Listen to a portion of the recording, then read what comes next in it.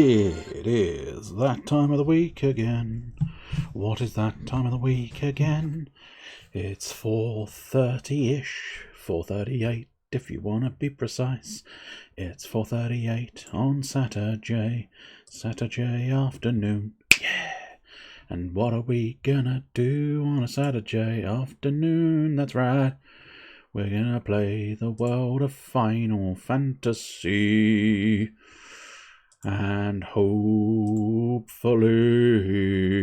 we can do some spectacular things. And by spectacular things, I basically mean we're just going to play the game, climb the staircase. And I suppose arguably, to me, that's a spectacular thing. If you're able to climb that staircase, holy shit.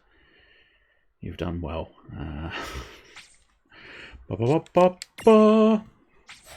Who's the first in line? Honey, I'm still free. Take a shit on me. No, don't World do of that. Final Fantasy. Not sure which voice that was. Might have been Squall's, but I'm not 100% convinced of that. Okay, so we're in here. And yeah, I think it is just, we'll just climb the Crystal Tower. As I've said before, I don't know if I'm necessarily going to go for maximum completion. What I'll probably end up doing. I did look it up. There is apparently 21 chapters in this, I believe it said. And then some post-game bits and pieces if you want to sort of do maximum achievements, which once we either complete the game or I get to around about 21 and I sort of get the sense of this is final boss territory, we may have a wander. But we'll see. The stairs here aren't going to do anything crazy like collapse. I mean, it's distinctly possible. Don't let a little thing like that to stop you. I won't. You do know we can't fly, right? You know. Well, I mean, now you say that, but we do... Whoops, that's the wrong button. There we go. I knew I'd get there in the end. As always. I always get there in the end. But if you do look at my abilities, specifically the abilities of Mr. Must Paint, oops, hang on, we need to go here, down here, damn it, flutter! I can fly. That was so not worth the effort of going into the menu just to prove that. That could have been proven via words, couldn't it really? I could have just said, I possess the manoeuvre flutter, since I knew exactly where it was. Oh no! How did we wind up back home? And how did it get so destroyed? Take a closer look. Yeah, it's similar but not the same. It's old-fashioned? Destroyed is sort of mostly what I'm thinking, but... And unlike Ninewood Hills, this is a real ghost town. Well, you say that. There's not actual ghosts... Well, I say there's no actual ghosts here. There might be some ghosts here, but right this very second, it's too early to state categorically that this is a ghost town, considering there are no actual ghosts here. And you never know. You say people say the phrase ghost town like it's a bad thing. If you actually went to a town which was full of ghosts, you'd be the outsider, wouldn't you? Which would mean it's their town. Why are you in their town? What are you doing in a town full of ghosts? Get out of here, you living bastard. They'd all flee from you. This is unusual. This must be the Crystal Tower. I mean, oh, okay. I'd rather not, but... Who are you? Oh, it's Terra. Final Fantasy VI. Have we met her before? Magitech armor. Maybe? Who are you? No, I suppose not. I don't... No, we haven't. And yes, she is in Magitech armor. You must not go any further. What do you mean? I'm going all the way. Hey, Holy! are you... Is that an you a Ifrit? summoner? Just run! I must admit, I don't remember her being much of a summoner, if I'm not mistaken. I know she's certainly a magic user, but I'm not 100% on the idea of her being a summoner, but still. Human and mirage at the same time. Well, that's How's peculiar. that work? And that Magitech armor. We've never seen anything like it. Whatever. Well, you say that, technically. She's not the playing around. It does look quite substantially like the Magitech armor we have seen. Yeah? I mean, I wouldn't say it was that dramatically different. because I can't tell the difference. But there you go. I suppose arguably it's Magitech armor B. It's a whole nother letter of Magitech armor. And this is Maduin. Okay, fair enough. I do feel, yeah, I wonder if he was... Oh, do I... Oh, yeah, I suppose I do need to Libra him separately, annoyingly. Yeah, I suppose we best do that. Next turn, we will try and Libra you. So I have your information as well. I'm assuming unimprisonable as well. That makes a degree of sense. And yeah, outside of that, do we want to try and knock you down? You might be invulnerable to knockdown, considering... is there an obvious... No, I don't think any of those are actual stack wibbles. So I suppose at this point we'll just try and... Oh, he is moving separately for the missiles, so... That gives some implication that I might be able to knock them down separately. Might end up being like Valifor and Yuna. They were able to be knocked down, but they were very swiftly sort of stacked back up, perhaps. Right, so here we go. Let's try and actually do some semi-decent damage. What sort of elemental weakness are we looking for? Lightning.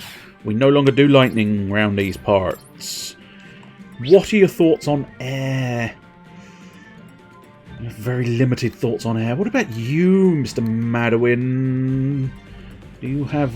you're indifferent to wind. Indifferent.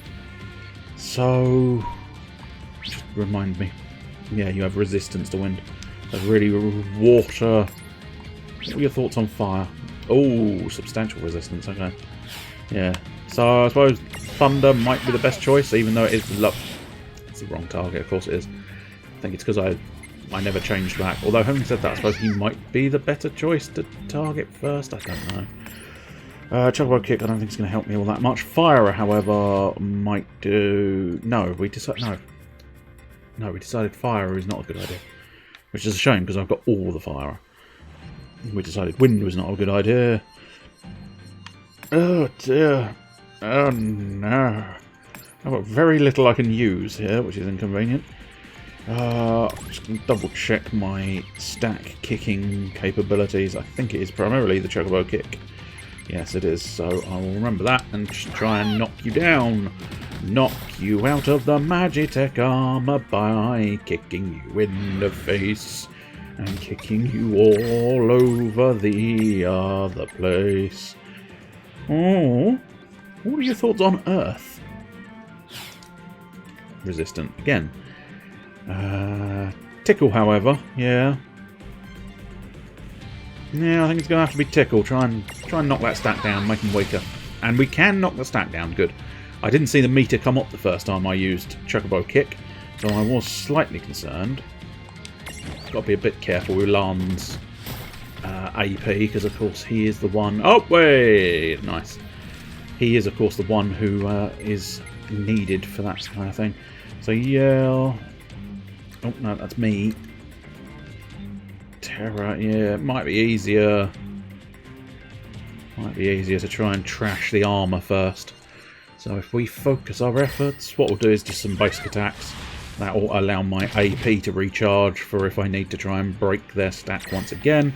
And of course, Lan is very useful for healing purposes. So we shall have to see. Ouch! Speaking of healing purposes, methinks I might need them. Cure yourself, so we do not lose this battle, for it would be most inconvenient. Okay, well, they look like they're dying. I should have just enough to do another heal, magical heal. Yeah, Cura. But Cura's not quite... It's not bad. I mean, 1,700 is a pretty damn good fine heal, but the damage values we're taking, it is not as optimal as would be desired. Good lord. That actually wasn't as bad as I thought it was going to be. Oh, now. We are the champions, my friend. We'll keep on fighting to the end. I do just wonder if maybe counter-tech... So that removes positive status ailments. I don't think we've got any positive status ailments, so it would just be for the heal of those two, but it should theoretically... I always like to check, because every time it comes up I think, surely I do have a Mirage, otherwise it wouldn't be an option. But it's not the case. Go on, counter-tech. Not only does it show it off, it will heal me up, and that's kind of what I want. And that'll do. Plus, I think we can basically immediately start recharging the meter, which is quite nice. Ooh. Counter-tech engaged! Counter-tech. No, she just says counter-tech. I thought she was going to say counter-tech engaged. Didn't heal me fully. That is a bit of a shame. We do have some space for some thunders now, though, and our Magitech armor boy is weak to thunders. Okay, we're not doing too badly, but there's the possibility that they'll restack, but at this point they've taken their sweet-ass time, and therefore it's not as much of a concern as it could have been. It wasn't necessarily the optimal target, but I'm not going to be able to kill any of those before they get a turn, so they'll just have to have a turn. I do feel like now maybe, I don't know, priority target is probably more Madeline. But Madeline is going to take a while to kill, whereas she is going to not take that long to kill. Annoyingly, resistant to fire. My key thing. Oh, are we... Oh, good, that is the right target. Sometimes it's worthwhile double-checking some of these. But you had no shits given when it came to Inero, or wind damage, which is what Inero is going to do. Wow, way to toss the girl off, as it were. You knew what you were saying. I did about a moment or two before I said it. I knew what I was going to be saying. But that doesn't technically change the fact that he did toss the girl off. Just whoop, and away she goes, dropping into the battlefield from a great height. Helpful. I was slightly concerned. There was a moment there where I was like, it's going to be nasty, isn't it? But no. Well, I think we're well on our way to killing Terra, which is good. Well, it's good for the battle, bad for Terra. Also bad that I'm killing Terra, because she is a known Final Fantasy character. Final Fantasy VI, for anybody wondering. I do remember Terra. And it is quite nice, the fact that her first appearance, I think, the very first thing you do in the game is you travel via Magitech armor. What is this nasty bastard doing? This seems unnecessary and unpleasant. Is this going to be an instant party wipe that I should have been concerned about? No, because apparently it did 0 damage. Wow! What is your resistance, and how do I get more of it? Interesting. You have a severe weakness against water there, but you know, I'm assuming it must have been either luck or fire based. I suppose arguably I did suggest he looked like an Ifrit. He's now been revealed to be Madeline, but that might have been one of the sort of alternate fire Jinn type ideas. Anyway, what we got? Who are we at the moment? We are currently Argyll. So, what were your thoughts on Aero? Oh, Earth? You are weak to Earth, sir. I think I might be able to work with you being weak to Earth, because I got a sandstorm. Oh. Oh, no, there we go. I wondered if he was just floating enough to be classified as invulnerable to ground after all, but clearly not so much. Right, so standard attacks for alarm, so you can recharge some AP if absolutely necessary, and I prefer it not to be absolutely necessary. If absolutely necessary, we can rely on items from Lan while he's charging his AP, but I think unless he does a nasty chunk of change, no, he didn't that time at the very least, we should have a couple of rounds to just build the AP supplies. We have to start doing normal attacks here as well, because we've not got enough for more sandstorms. He's got a fucking hefty amount of HP, hasn't he? He is a boss, so it's not unreasonable. Wasn't technically a criticism, it's just a observation more than anything else. We can do one sandstorm, and then we'll probably want to do one heal, and then back to standard attacks. And I do think by this point we're going to start wanting to sort of use items for healing. But then again, we might be able to whip round and get another Cura out of the boy. How many Curas can the boy perform? Or miss? Ah, you bastard. That's a concerningly low health bar. Now, you would think that nothing... Oh, we could do a cheeky little cure. That might solve some of my problems. Yeah, that'll do nicely. But you'd think anywhere sort of above half would be safe territory, but I don't believe that, truth be told. Anything less than max health tends to be danger zone. Here comes the Chaos Wave. Is that the big one we've seen previously, or something slightly different? No, big one we saw previously. That's fair enough.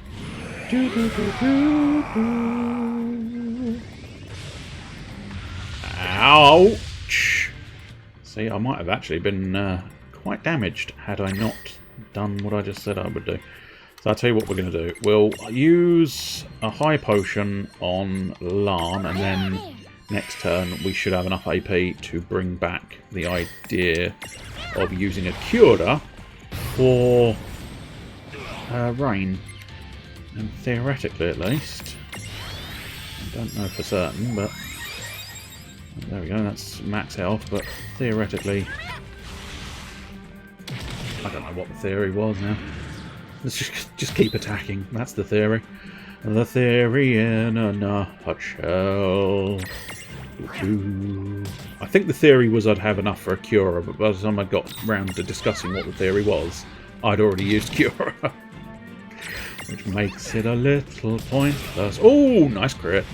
That's what we... Oh, he's flagging. He's in flagging mode. Excellent. I do appreciate. Now, granted, this one you can see every single number in the Libra. You can also see it visually via a bar. But some games, of course, you don't get any of that information. So I do appreciate it when you see a flagging monster. Even, truth be told, even with all of the information this game provides you, I still hugely appreciate it when they do a flagging animation where they're sort of like, oh, I'm going down, I'm going down. Now, granted, it's slightly concerning because I suspect he might not go down without a fight, but this is the point in time when you see a flagging animation. This is the point in time where you know they're going to unleash a fucking veritable disaster fest of bullshit. But you carry on hoping for the best. Excellent. Do we want to do one cheeky tickle? Tickle him to death? Go on, let's try tickling him to death, because that's just embarrassing. No, it's too low damage. It's fine. It's not going to make a huge amount of difference in the long run, because we got the turns first. We seem to be super fast. I don't know if that's just a general thing that, you know, if you are playing World of Final Fantasy by this point in time, you are generally quite fast, or whether that's some kind of happy accident that the stacks have put forth, but still. No. You mustn't. You've not actually told me what I mustn't do. She's okay, just passed out. She's barely even hurt. I guess she's pretty strong. It seemed like she didn't really want to do any of that. As long as she's okay, we better keep on moving before someone else can attack us. Sure. Mate, come on, we've gotten this far. Nobody who's any worth can attack us and actually live. Oh, hello. How dutiful. Oh, it's of the them Golden to Mask come fella, and fair tame enough. Esper in a stroke. A lovely little flourish. All the same, they've merely doomed the last ox to the yoke. Ask me, I wondered if it was going to be the more signature Final Fantasy VI fella. Well, I'm fairly certain it was Kefka. I'd be willing to be proven wrong on that front, but I'm 90% certain the evil clown Kefka was Final Fantasy VI. I genuinely thought it might have been him, but No, 'twas not to be. Really different inside too. And I don't see any elevators. Huh? No way. We'll just have to climb up one step at a time. That's what this game Come on. doesn't I know actually we can do feature it. many Easy. of the This is sort of bar iconic kitchen Final Fantasy ride. villains, which is a bit of a shame. I like the fact that it, features a lot of the sort of major players in terms of, good guy characters, but it is a bit of a shame they don't include more of the... Yeah, oh, that's interesting. There's now 2 crystals here. Interesting. Good. Genuinely could have sworn there was only 1 crystal there when I started, but never mind. Doesn't really matter. They don't appear to have any interactivity to them at the moment. I think they're something for sort of shooting up and down the tower in sections, because I think this is like hardcore dungeon crawl 101. You go up the tower slowly but surely and make your way up the differing levels. Not necessarily a bad thing, but equally not necessarily a good thing either. Okay, so we haven't got wind toads, nor have we got a water golem. In terms of, well, both. We don't own them, nor do we have the Libra on them. So just to check, yeah, we do have to deal with them both. Deal a lot of damage at once. Well, I mean, arguably that's not going to be that difficult, but I suspect my lot of damage. Okay, it might be slightly more difficult than I anticipated, but we'll see. I think it's because unfortunately Rain has lost a lot of strength of late. Whereas Lan... Okay, no, Lan is not great either. Excellent. Being a water golem... Okay, no, I was going to say being a water golem, he might not have the sort of issues with thunder that a traditional water monster would have. Did I? Yeah, straight up kill. That's fine. Doesn't matter too much. We now know, so hopefully if we run into him again, which, yeah, random encounter sort of suggests the answer will be yes, we will. Do we have subdue on this one? No. What's your weakness? Ice. I don't have any ice, so we'll just twat him in the face. Not bad. We probably don't want to do that again from Lan, because he is the stronger, so... Sometimes inflicts oblivion. Well, let's hope for that sometimes being now. Excellent. It did. Let's catch me a frog. Froggy when a cotton and a heating. Oh yeah, I did. I wasn't expecting it. I was so prepared for him not to be caught. I was just like, yeah, I'll just hit the hit B button again in a moment or two. But yeah, he just went straight in. Good lad. We do want to deal with Nidhogg because he just skipped a load of levels, which is quite nice. A toad that flavours. Yes, a toad that flavours windy places. So if you ever get a bit of wind caught in the back of your throat and you're like, I can taste it. It's because of this toad. No, a toad that favours windy places. But you've already figured that much out, haven't you? I mean, he is called a wind toad.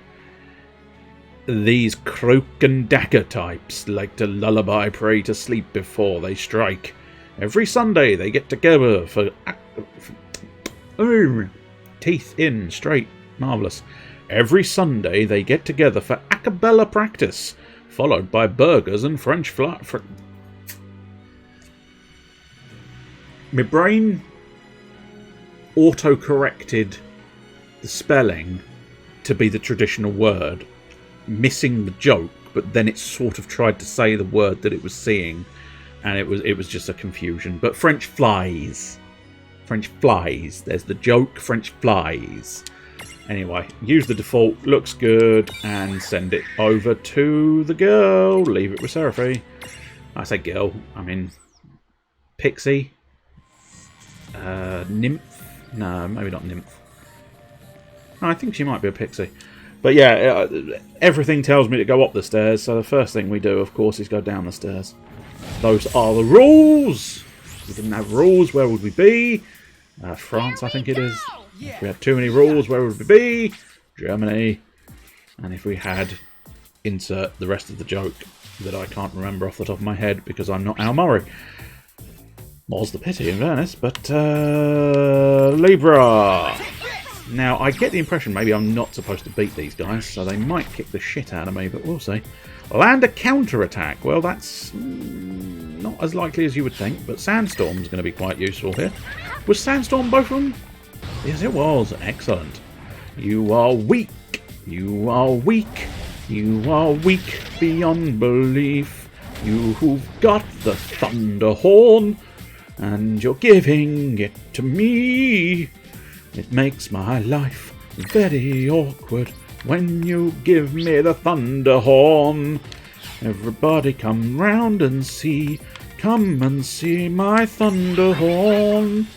It's a bit like the Thunderdome, but with a lot more horn. It's just a bunch of people having an orgy in a dome. Doo-doo. It's not even under the dome. It's they're doing it in a dome. It's an upside down dome. So it's a bowl, essentially. What I'm saying is I'm hosting an orgy in a bowl, and I'm trying to justify hosting an orgy in a bowl by making it sound better than it actually is. Probably best go back to some standard attacks. Partially because I can't use Sandstorm again, but, you know, it's fine. Again, that's just basic attacks for a while. What are you going to do? A quick slice? Quick slice ain't going to do shit all to me, son. Especially... Oh! I know why it did 0! It's because I've got the fancy, weird body of the cat. Yes. I've got a fancy, weird body of a cat. That's me. Speaking of cats, I was watching the Monster Hunter film yesterday, and it was very enjoyable. Far more so than I expected, truth be told. I still, you know, I don't particularly think they should have shoehorned in the military aspect of our world, but, you know, in the grand scheme of things, it was quite enjoyable. And it's a bit of a spoiler, so, I mean, I don't think there's anybody here, so I don't know. But if there is anybody here and they don't want spoilers for the Monster Hunter film, do tune out now. But nonetheless, what was surprisingly pleasant, and you may have guessed the spoiler by now, considering where this topic came from, but what was extremely pleasant, and something I dismissed, well, the moment I started seeing this sort of military, real-world sort of idea, I was thinking, they're taking it down a gritty, serious path, aren't they? Bullshitters, that's what we call those people who take it down a gritty, serious path. But nonetheless, I thought, oh, they're never gonna bring in a palico. That'd just be ridiculous. They're trying for something with a degree of seriousness. And then lo and behold, they did. And he did the fucking chef's chop, chop, chop, chop, chop, sliced, and all of that jazz. Oh, you dickheads. But yeah, it was incredible. I was really pleased by that. And I do hope that... I mean, it feels like they're planning a second one, because they left it on a bit of a cliffhanger, as that Anderson fella seems to like doing, because he's the one who did the Resident Evil ones, and I'm fairly certain there's at least a couple of the Resident Evil films that feature sort of irritating kind of... Don't you dick! You absolute cockmunch! Piece of cock-munching, turd-licking ball bag! Why did you have to kill my chocobo? I mean, literally, if you'd killed Tama, we could have brought Tama back with the chocobo. Actually, no, we can't, because I don't think the chocobo can do raise by itself. No, it can't. Anyway, we're back on the stack. I'm back on the stack again. So yeah, very, very annoying. That was proven by the level of swearing there. But yeah, I was very pleasantly surprised by the Monster Hunter film. I enjoyed the Diablos, which is sort of the one I think everybody knows was in it, because they showed it all over the place. The one that I wasn't fully expecting, but was... I almost couldn't identify it at first. It took me a while. But I did get in there before they identified it in the film, and I was proud of myself for that. Pointless pride, but nonetheless proud of myself. Was they had Nursilla in it. And I do like a Nursilla. So yeah, that was pleasant. And then, what other monsters did they have in it? Oh, the Apsaros, I think, or something. Astaroth. You know, it might be Apsaros. The big, bulky things that you harvest meat off of, basically. That is all that's pretty much all you do with those creatures. You kill them to harvest raw meat. Outside of that, you just leave them alone, because they're pointless. But yeah, that was very nice. I was like, it's again, it's sort of almost hot. What were your thoughts on fire? Indifferent. Okay, might be worthwhile using a fire. But it makes the sort of military parts all the more pointless feeling when the Monster Hunter world and sections in Monster Hunter were so fucking good. Like the weaponry and the style and the palico and the monsters themselves, they were all so good.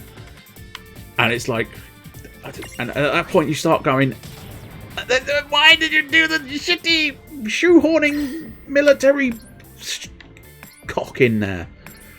It just boggles the mind, really. Boggles the mind. But anyway, a short story. You know, not a bad film.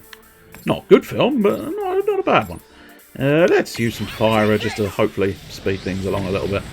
This is quite a hardcore encounter. Oh, land a counterattack. Yeah, I remember that now. I mean, yeah. I don't have my primary sort of counterattacky type guys in there, so odds of actually landing a counterattack are fairly slender, because I don't... Yeah, not 100% convinced there is any. Oh, you are wibbling. I'm going to take the sort of, not necessarily an optimal path, but a path that will hopefully net me not having them fall over and die, which is kind of what happened last time. So I've learnt from my mistakes, and I will attempt at least to improve upon them. Wee! Get yourself some fire in your house. Get yourself some fire in your ass. All over the place. Oh, he's going for a wibble now as well, and he's got another turn. Do you know what? I'm going to use the one thing I don't often use, but I think I've got a few of them. I might be wrong. Wobble stoppers. There you go, I've got 34 of the bastards. But yeah, I'm going to wobble stop it. I don't often do that, but it's just... There you go. That, chances are quite high, that would have knocked me on my ass. And nobody needs to be knocked on their ass. And, yeah, survival... You should wait. Oh, he had one hit left. That makes survival a bit more pointless, doesn't it? That wasn't so bad at all. No, siree. Oh, Nidhogg. We need to level up Nidhogg, but we went exploring down the stairs first. I've got a feeling. Oh no, Clear Crest. Interesting. I don't know what they do. Oh, hello. Oh, do you want a Clear Crest? Clear Crest, yeah. A lot of the time, if there's items you can't recognise, it's going to be a gimme golem. But yeah, it's like right next to one another. A bit lazy, really, to a certain extent. There are certain systems that I think would have been nice to have improved upon if they did a second one of these, but yeah, it seems highly unlikely that they're getting a second one now. Oh, I think really we're just looking at Sandy Kitty. I think we completed most of Sandy Kitty. Yeah, we did. Just check with the higher levels. You never quite know what you've unlocked. It's the Cool Cat Onibushu. Welcome to the world of Final Fantasy. Doom! Doom Kitty. Yes, I now have a Doom Kitty. My Doom Kitty will slap you into next week, and it will ruin your day. Right, let's see what we want here. Probably Lust Dagger. Yes. How's the bread today? Lusty. Oh, let's get that out of the way for now. Just remove it out of my space. We don't want it. I don't need it, so it can fuck off. Now, is it worthwhile? Not those champion medals. That's what we're after. Is it going to be worthwhile swapping Shulk out? She is one of the sort of premier healers to a certain extent, so... We haven't seen Shantotos, I don't think. We have seen Clouds. We've seen Barts. Yes, we have. We've seen Squall. We've seen Lightning. We've seen Snow. We've seen Tifa. I believe we've seen Refia. Restore HP and remove status ailment / stun. / stun's not too bad an idea. Remind me precisely what Shulk's one is. Restore HP and remove all negative status effects. Yeah. Yeah. I think that's the same. Although they do... Yeah. Yeah, I think that there is a difference there. Status ailments being stuff like poison, etc., etc. Negative status effects, I think, being actual statistical stuff? Or is it just synonyms of the same effect? I don't know. Anyway. Nonetheless, I think we might keep Shulk. Because she's pretty good. The removing positive effects from enemies is just sort of an upgrade. Might not be quite as heavy a duty heal for me, though. But I still think it's going to... Oh, hello, Sam. I don't think I've got whatever you want. A clear crest, yeah. I don't have a second clear crest, so... Downstairs has been denied. You have been denied the downstairs, sir. But, welcome, Oni. How are you this afternoon, Mr. Onibushu? Are you doing well? Right, if memory serves, we can... Yeah, we can thunder the golem, and that might... That's not the golem. Well, I'll tell you what, let's just kill the frog. Get that out of my misery, and then we'll deal with the situation with the other guy. We're going to want to thunder it, so... Because I think thunder will just about not kill it, but do a shitload of damage. A shid? That's right, I've gone New Zealand. I was channeling my inner Rose Matafeo. A shid. It's going to do a shitload of damage. If you've got a very low shid, you run the risk of hitting your head. And if you hit your head on your shid too hard, you'll find yourself dead. So you'll find yourself hid dead. Sleep schedule's still kind of messed up. Oh, is that COVID again? Yeah.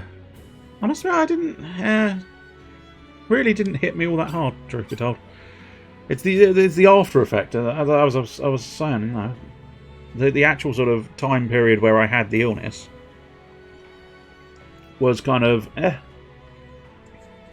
It's just a big cold, and it didn't do much to me.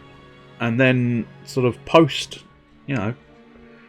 when it had officially sort of gone away, that was when it started sort of like causing cough and breathing things, but still. I suppose the point is it hits people differently. Inconvenience all round though. Anyway, an itty bitty golem, an itty bitty that she wore for the first time today.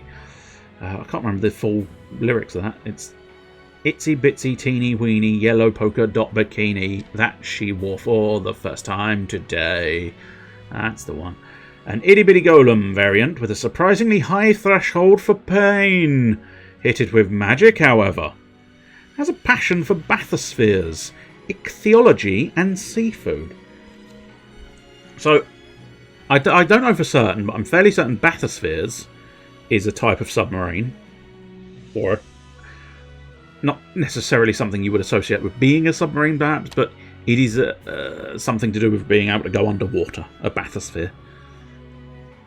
And ichthyology, I'm fairly certain, is the study of fish. And seafood is seafood. There's not really, I can't really say much more on seafood, but yeah, I'm fairly certain ichthyology is the study of fish.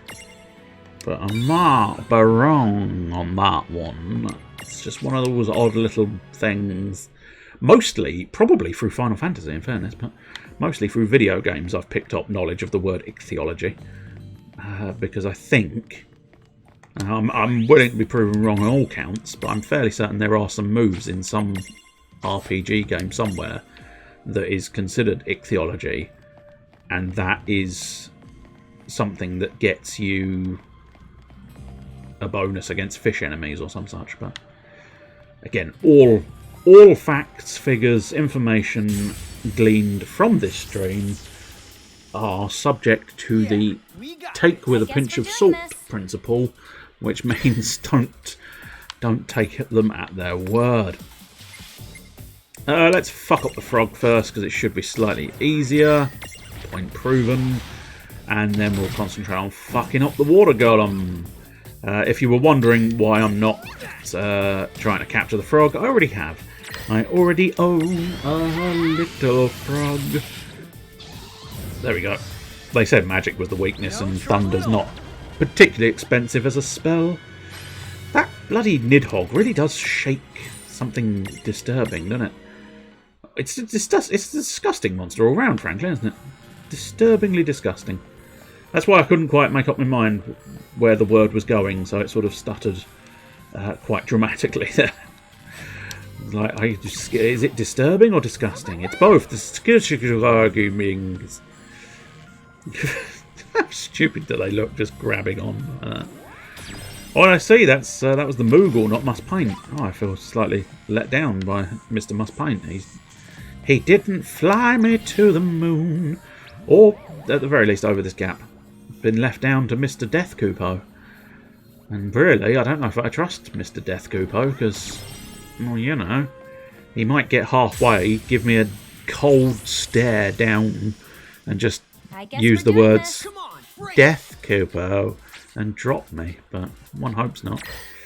Libra, because I'm fairly certain they're new. I'm assuming they're new. Sister Tor. Reduce the HP. That's a nice easy one. Well, you just have to not kill it, but you have to reduce its HP. Nice and simple indeed. Don't you try to stack Buster me. Hey, Buster, you can't break my stack that easily. Unfortunately, I don't have Subdue at the moment, so I will just have to sort of go on the hope for the best principle. Oh, he's escaped. What a little shit. What a little shit. What a little shit. What a little shit you really are. A world of final stacktasy. In this world of pure stacktasy. Hello there. Hello there. General Butternuts. Have you got General Butternuts among your person? Yes, Sister Tor in the house. So I could now have a brother and a sister team if I wanted to. Spoiler alert. I don't want to. I'm gonna kill this one. You're going down, you're going down. You've gonna made a big mistake. You've done it now, you've done it now. But welcome, Mr. Butternut. Welcome to the stream, Mr. Butternut. How are you today, Mr. Butternut? This little lady likes to arm wrestle her brothers, and you'd better believe she holds her own. Has a habit of charging her own reflection. Maybe it's self-loathing, or maybe she just sees red. Looks good. Sister Tor can remain the Sister Tor, and you can be left with Seraphy, because I don't care about you. I've got most of my pleasant monsters that I like, so your monsters are of no significance to me, sir. I think this might be a teleportation crystal. Yeah, it's looking teleportation. Yeah, that's teleportation. This is where it gets complicated, kid. What were you saying, Lan? Oh, that's a strength. Maybe. Yes, it is. Do I have a strength? Yes. It's my dragon, friend. He can, of course, beat down the world and give beatings to the world. Right. Whose world? Your world. And but just kick the shit out of him. 2 attacks for the frog, then an attack and thunder for you.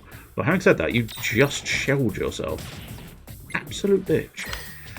Which means the thunder might not kill. No. Oh, how much? If it's 1, I'm going to really be pissed off. It's not 1, it was 48. Still annoying, though. Little shit. How dare you? No trouble at all. put a shell spell on yourself. That is not really playing fair. Now, is it? No siree. No, it's not. Are you up to anything interesting, Mr. Butternut? Are you playing Final Fantasy yourself? Or are you on another task of some kind? Biddly boo. Have you put down a biddly boo?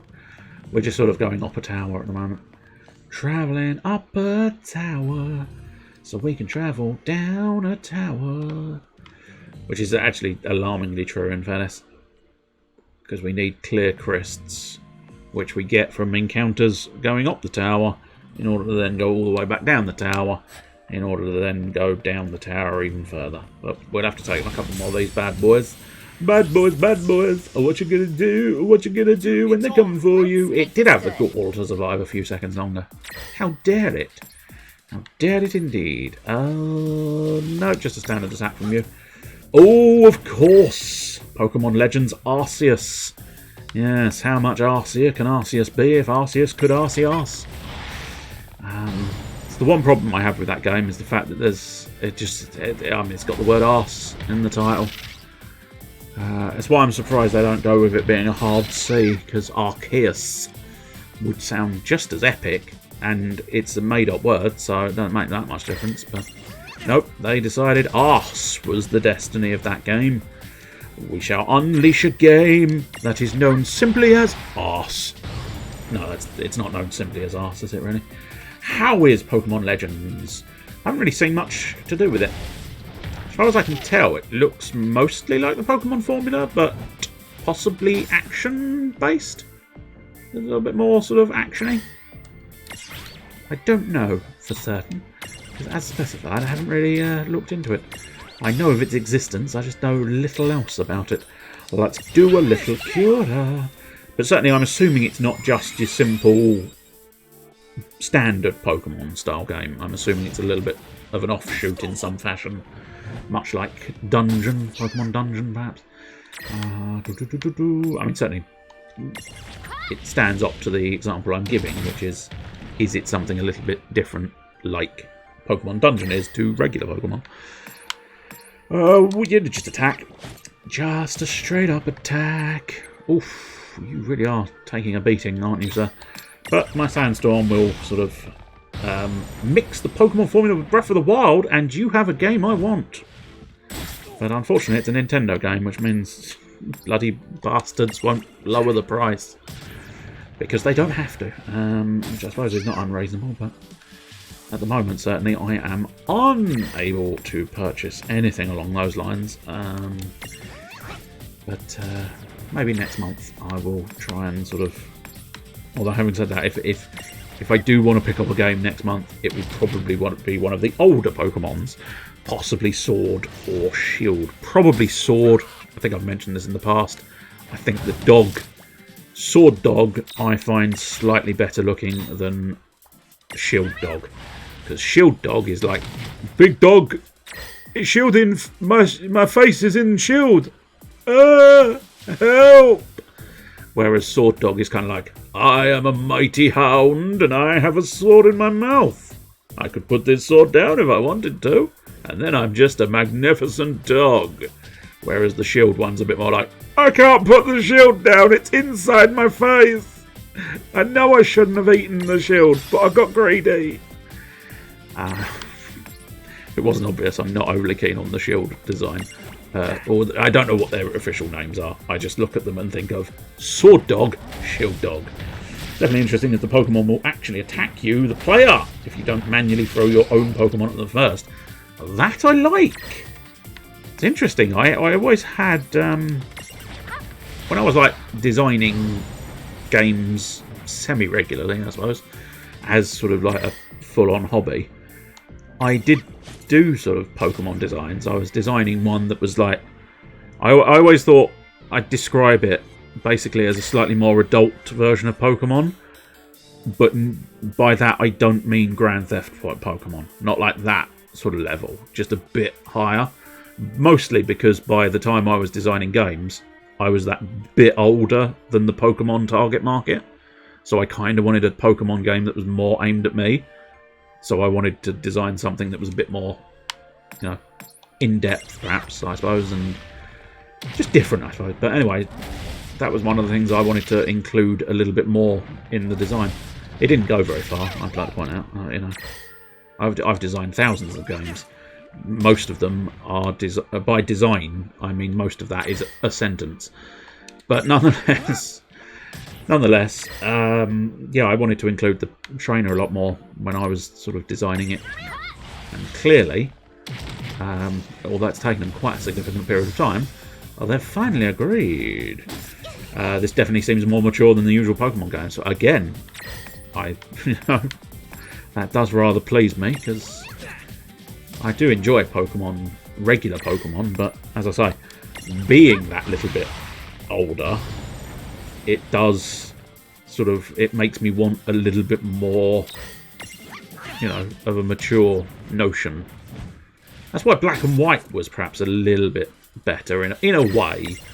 I mean, it obviously had its fundamental flaws of logic in some places, but that sort of idea of tackling this notion of is it cruel to battle Pokemon, that was a slightly more mature theme than you would expect in a Pokemon game, perhaps.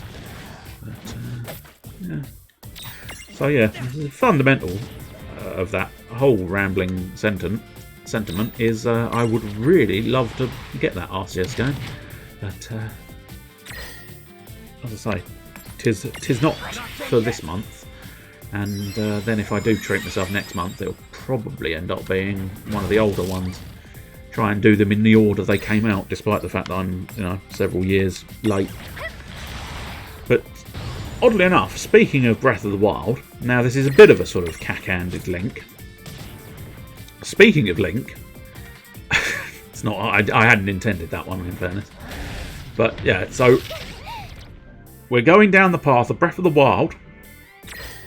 We take a slight veer left from Breath of the Wild, and we get, I believe, Oceanhorn 2 has been likened to Breath of the Wild. Then we take a detour back on ourselves to Oceanhorn 1. And I've been playing Oceanhorn. And every time I play that game, it makes me chuckle. Because I think, yes, I've got the Ocean Horn. And because horn is an erect penis, it makes me laugh. It's a bit like when they were using Thunderhorn.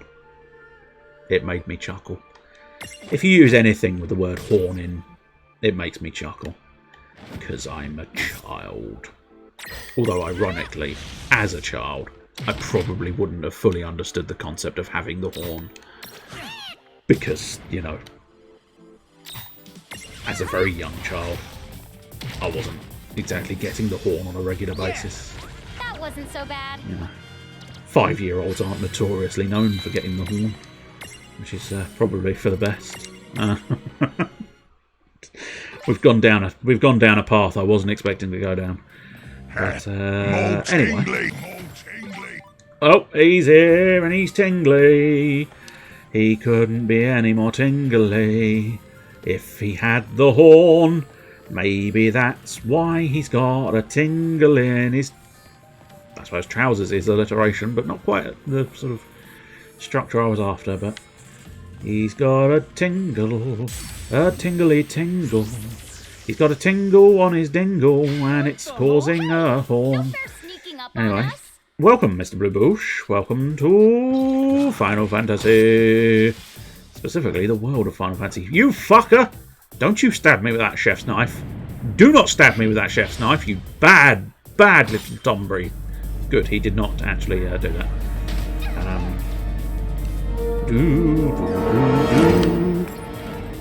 Hello there. Hello there. General Tingle there, Mr. Fangdrago.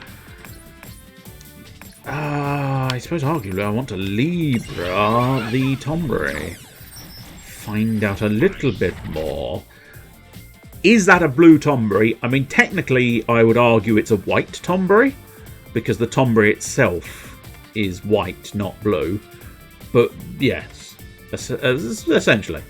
It's a pale berry. Instead of being Tom's, it's pale. Ooh, fire is a weakness. That's handy. I've got a fair amount of fire. And I'm going to put my fire in your hole. I believe the lust dagger is fire, so let's have a look what the lust dagger is. Oh, just big slices. Okay. Oh, I missed what was the prism? Use light attacks. Okay, that's going to be awkward because I don't really have any. But what's your health bar, sir? Your health bar's quite low, so let's try and see if I've got one in my sort of items. But I don't think light really comes up on the items. No, light is very much one you have to have yourself, which is a slight problem. Ice, yeah, for neutral, no. No, I don't think I'm going to be able to do light, unfortunately. Wind, certainly, but light, not so much. Anyway, let's try and kill the powberry. Can you hear the powberry?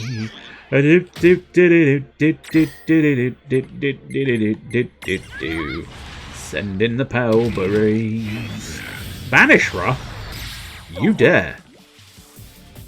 Okay. I don't know specifically what Banish is going to do in this game, but surely... Oh, I pushed the wrong button, you prick. That's right, I'm blaming other people now. Not specifically any one of you, just someone in general. Just someone out there in the ether. I've just called you a prick because I pushed the wrong button. I believe you have fire? Yes, you do have fire. All of the fire is going on you! Hee hee hee hee ho ha ha hee hoo. But welcome, Mr. Blue Bush. How are you, and are you up to anything interesting?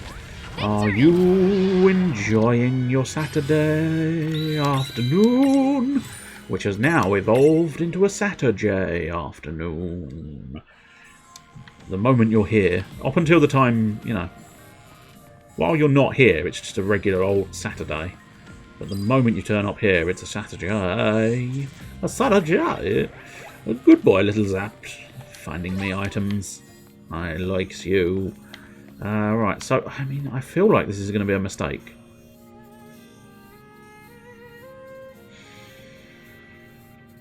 I mean, that's definitely secret, because you're not guaranteed to have a flutter monster. Now, if you're anything like me, you would pretty much sort of secure the idea of having a flutter monster. So, you definitely want to sort of make sure you have one, but... Tama, stand by for Warp 10! Roger the Wilco! Standing by! Warp! Oh dear. Such a moron. Oh god, they're both as bad as one another. Okay. Interesting. Very interesting. That is looking suspiciously like the correct way. Dude. Diddly. Did she know we were the kitty? Let's go back then. Maybe that is the correct way. We'll go back and check the green one after all. The green one after all. We need to check the green one after all. Well, I'm assuming you still retain your fire weakness. Yes. Yes, you do. So fire in your hole. Bang. Lusty daggers. How's the dagger today? Lusty. Do. Let's heal up my secondary stack. Bloop bloop. Very sort of howling at the wind there. Do we want another lust dagger? Yeah, we want another lust dagger. How much specifically? Is there like a benefit to the lust dagger over firer? Possibly. We'll have a look in a moment. We'll use another firer, although standard attack would have probably been enough to kill it. Oh well, never mind. Let's just try and find out the details of Lust Dagger. It's got slow attached to it, that's the benefit. And it's got a topple strength as well, which is always at least mildly useful. But for now, I think we're going to have to ease off on the special abilities. Because we do not have a P strong enough. It's... No, where'd you leave your P? I left my P under 1,000 mattresses. I think that's the tale, isn't it? The Princess and the Pea? I don't think... Can't remember. I swear there is some kind of pee story to do with mattresses and the capacity to feel or not feel the pee. Either that or that it was just an elaborate excuse for the princess to wet her bed, and she was just sort of going, I felt the pee, and the bed felt the pee, and everywhere felt the pee, and you just clean the sheets and ask no more questions. Predictable. Oh yes. Fun fact, and I do plan on playing the game again. I've explained this story before, but I'll go through it again because the word predictable has come up. Fire Emblem, Three Houses. The main protagonist in that has a statement when he avoids an attack. He jumps away and he goes, predictable. And for quite some time, I legitimately thought he said dick tickle. And I'm not gonna lie, I thought that was very strange. I thought it was peculiar to just shout dick tickle at everything. But, who am I to criticise that individual? This is confusing me now.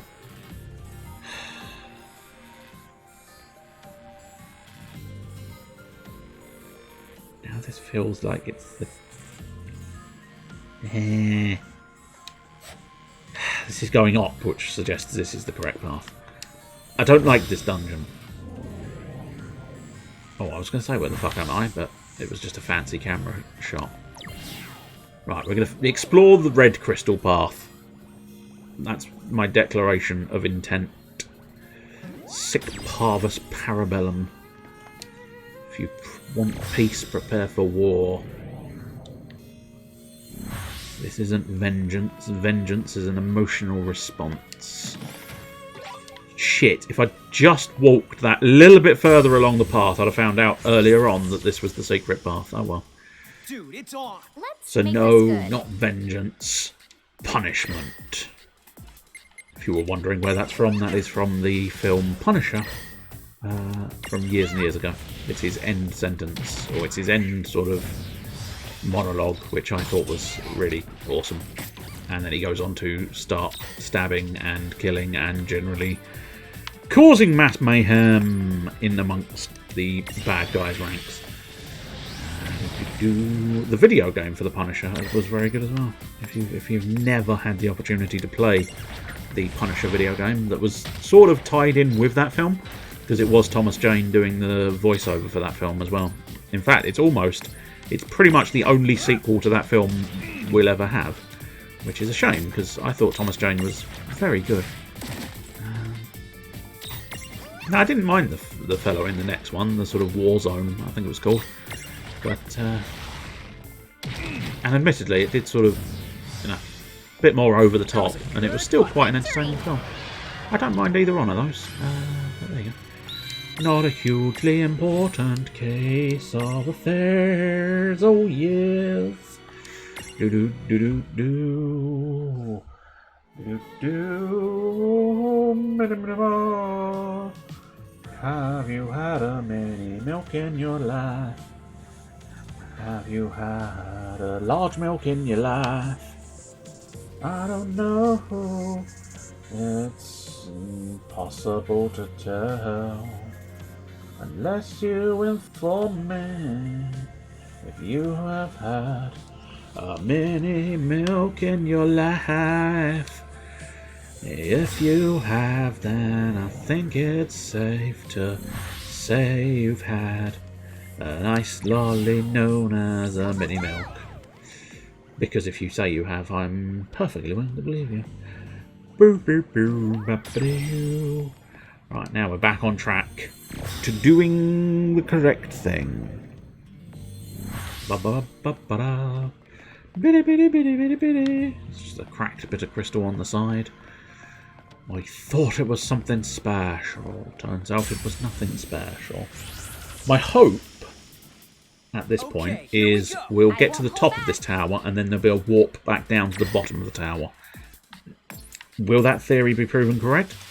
I do not know. Am I targeting a frog? I am targeting a frog. Did I want to be targeting a frog? I did not want to be targeting a frog. I just didn't pay enough attention, as is so often the way. You dare do anything nasty with that little knife, you shit. Yeah, that's what I thought. You think you're a big man? Think you can come round shanking me with your little chef's knife? No. You dick. You can't do shit with your little chef's knife. Stop taunting tomberries. You will regret it when they actually do something nasty with that knife. Thank you. Don't be an arsehole. You can evade being an arsehole for a prolonged period of time. Oh, lusty daggers. Excellent. Worst case scenario, it didn't kill it, but it did slow it down, allowing Lon to get in and attack it for a bonus treat. But fortuitously, it did just kill. Straight kill shot. Straight kill shot engaged. Pow-pow. Whoops, I think I changed characters by accident. We'll have to remedy that in a moment or two. What is that prism? It's a baby powberry. A baby powberry. Oh, there's a clear crest as well. Yeah, we want to go downstairs and use that eventually. What I primarily wanted to do was Nidhogg's got some spare doodars. My Nidhogg's got spare doodars, My Nidhogg's got some spare doodars. Oh, the doodar day. Oh, the doodar day. Oh, the doodar day. My Nidhogg's got some spare doodars, I'm gonna spend those spare doodars on my skills. Are they enough to pay? Are they enough to pay? Are they enough to pay the bills? Yes, they are enough to pay the bills. So do I want strength? Yes, I do. I realised moments after it wasn't really a question. Of course I want strength. It's strength. Right, so we have that. Interesting. Interesting. Interesting. There's the Kuza Beast, if we wanted the Kuza Beast. So... Hell yes. Huh. I didn't know I'd unlocked that. Have we finished off the little baby one? Yeah, we could change it into a Kuza kit if we wanted to, but I don't necessarily want to. Whoops. Strength mirror jewel. Might not go on mirror. Yeah, go on. We'll grab that. And you know what? We'll finish him off completely. I might not use that blank space, but we'll finish him off because it all helps with the sort of synchronicity, I believe. Well, I can never quite remember what that sync level counts for in the end, but. I say never. I can't remember what that sync thing counts for. I think I did know, but it's distinctly plausible I didn't know. Outside of that, I don't think there's any extra levels there. So, yes, right, we want to change back to Rain, because she is the better of the twins. Not by much, in fairness. They're both absolute dickheads in their own way, but for the most part, I think Rain is the slightly more level-headed, decent sibling, so... Right, here we go. I've got a feeling that blue crystal might be the one that takes me downstairs. So what we'll do is possibly try and pop downstairs with that. Let's just see here. Yeah. There's a switch there. We'll try this blue teleport. We'll deal with this monster battle first, and then we'll touch that. Oh! I've got a horse in a set of armour. I don't know what to do about that. I mean, I'll kill this tomberry and then I'll scan it. And then we'll see if I can capture that horse in armour. Assassin's Dagger, go on. Oh, it's exactly the same. It's disappointing. Visually disappointing. They really do sort of... They hit the full spectrum of moves in this game. From incredibly disappointing to holy shit, that's amazing. It's just a shame. Just a shame it really is that level of extremes. Holy shit, it's amazing, or oh, it's entirely indifferent. Oh, inflict status ailments. I wonder, what were your thoughts on fire? Indifferent, so I don't know if it's going to kill you, but we're going to have a go. That's going to belong to, what's it though? So, you Get attacked by my lusty daggers. Yeah, boy! Status ailment. It's always nice knowing that you have a status ailment on hand. I do wonder if this thing's going to turn into Ixion. Is there any clue in the name? It's just called Unicorn at the moment, but I don't know. Ixion is a fairly, a known summon, so it's not impossible to think. I'm hoping it'll just get caught. How much health does it have? Not a lot. Which is problematic, to say the least. It does not... Oh, you little shithead! That wasn't so bad. How dare you run away from me? Trust me, next time I'm gonna find your friend. I'm gonna cut his fucking legs off. And then how's he gonna fucking stand? How's he gonna kick out of the fucking cube if he hasn't got any legs? That's right. He's not kicking out of the cube if he hasn't got any legs. And I was correct. My assessment proved prophetic as opposed to the usual pathetic. So we're going to go downstairs again, see if we can't deal with the next Clear Crest Gimme Golem. Now, whether that's the final Clear Crest Gimme Golem, I have no comprehension. Zaps, do you want to try less of a zigzag and more of a sort of straight path? There you go, lad. Gimme! I want a Clear Crest! Here you go, have a Clear Crest! Now get the fuck out of my way, you bitch! You absolute dick. Yo! Here we go. Let's make this Here good. we go again. Yes. Oh, yes. What were you weak to? Not a lot. Do I care? No. Let's twat it in the face. Twat it in the face. Once then twice. I said... Sorry, Rain. I think you'll find I informed you to twat it in the face. You decided against twatting it in the face. And now it's alive and twatting you in the face. Do you see how the twatting in the face system works? If you actually twat him in the face, and you twat him in the face before he gets a turn, he cannot twat you in the face. And this is beneficial to all parties involved. So please, next time, always twat them in the face. I mean, I'm open to you twatting them elsewhere. You twat them in the leg, twat them in the arm, twat them in the chest. It's of no real significance to me where you precisely twat them. But I do insist that you twat them first. Buggers! There's another Gimme Golem. Dickhead! Sorry for the day, I had a shower. That's... I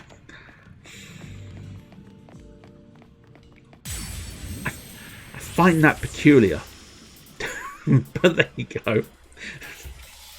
It feels like the sort of one where you'd have the shower, then you'd drop in. Not, I'll drop in, but now I've started the shower. I'll drop in while the water's getting warm, and now the shower's warm, I'm taking the shower. Never mind that. But welcome back from the shower. Was it a pleasant shower? You don't technically have to answer that question, I'd like to point out. Darn it all. Although having said that, he killed it. She killed it. Someone killed it. Oh, Assassin's Daggers. It was adequate with a free. Ooh, boy. It's the best kind of adequate. I know, I'm... More tingly. All tingly from the shower, I assume. Death. Yeah. Assassin's Dagger stands a chance of killing it instantly. Excellent. I didn't know that off the top of my head, but it did make a degree of sense since it's called Assassin's Dagger. But anyway, apart from your shower, are you well and are you up to anything else? I suppose arguably at this point it's more what's the plan for the foreseeable as opposed to what the plan is for the just now. But anyway. I have to entertain my nephew now. That's fair enough. I love the way you say it. I mean, I don't know his age off the top of my head. I don't know if I ever learnt his age, which I don't know. Maybe that makes me a terrible human being. I'm not sure, but nonetheless, I'm fairly certain he's like mid-20s is my guess. You don't have to specify. You don't have to specify, because I'm mid-20s. There we go. I was entirely correct. Now, maybe it's just me. Maybe because I was a sad little loser boy. I worked out how to entertain myself. But it's just, it is quite uncanny. Quite uncanny how you have to, you are constantly suggesting you have to entertain the Americans. As if they cannot entertain themselves at all. And it's hugely entertaining. But still, do you have any plans as to what you're going to do for them? Is it just, have you gotten to key jangling yet, or do you have plans? And 2.1 English, interesting. I'm fascinated by the 0.1. I'm assuming is the 0.1 a child? Oh, he's got the fatality. I don't remember putting the fatality on there, but I assume I did, because otherwise you couldn't play it. They're at the door! Oh, no! But as I say, I'm loosely assuming the 2.1 is 2 individuals and a child. Is that correct? And I'm assuming it's a very, very young child. Because otherwise I would expect it to be perhaps... Oh, it's a baby! It's a baby! That would make sense for the 2.1. I was about to suggest it would be a baby, because otherwise you'd have a higher decimal point, I suspect. But good luck entertaining two people. I suppose good luck entertaining 2 Americans, 2 people, and a pint-sized baby. Right, let's do this. On the 5th day of Christmas, 2 Americans said to me, I need entertainment tonight. So what do you have planned that will entertain me now? I cannot think for myself. Or that one of the 2 English people could have been pregnant. That's true. That is true. Although even then, oddly enough, I think, technically speaking, and I suppose the percentage, the exact number may have changed over the years, I suppose. But I believe... Oh no, this is actually having children. Yeah. But I think it was 2.4 children was the official statistic, which is basically 2 children and 2 official children and 1 on the way. How you have an unofficial child, I do not know, but actually no. In fairness, there's plenty of ways you can have an unofficial child, isn't there? Let's be honest. Just suddenly dawned on me that there's loads of illegitimate children all over the place. So it's not exactly difficult to have a illegitimate child. It's probably more difficult to not have an illegitimate child, I suppose. Depends on your nature, I guess. 2 Englishmen and a 7-foot. That feels like it's a reference, but I don't know to what. But still, thunder again, I suppose. Well, him, but you know, him being hurt is exactly my plan. Well, actually, Thunder's not too bad because it's quite a cheap spell. Quite a lot out of Thunder. Oops, I didn't actually mean to attack it. Ow, buggery balls. Buggery balls, buggery balls, buggery balls today. Buggery balls, buggery balls, buggery balls. Oh, yay. I don't know. Trying to think of a rhyme for day off the top of my head is not as easy as you may think. Lusty daggers! There you go. Get slowed, bitch. Get in my cube now. Yay! 2nd time's a charm. I knew I'd be able to gain some form of success here. Oh, buggery balls today. Buggery balls, hooray! That is the official theme song. Buggery balls today and buggery balls hooray. A most legendary beast with a single horn adorning its forehead, also known as the spear horse. Insane. But if you can get close enough, the horn doubles as a coat rack in an emergency. I suspect it won't enjoy that though. But yeah, I do slightly wonder if the unicorn could become Ixion, but I don't know for certain if Ixion is in this one. I mean, Valor 4 is, So there's no reason to think Ixion wouldn't be. But I don't know if Ixion... I mean, in fairness, Butters, you might know this off the top of your head. But I know Ixion was Final Fantasy X, but I don't know if he appeared in any of the others.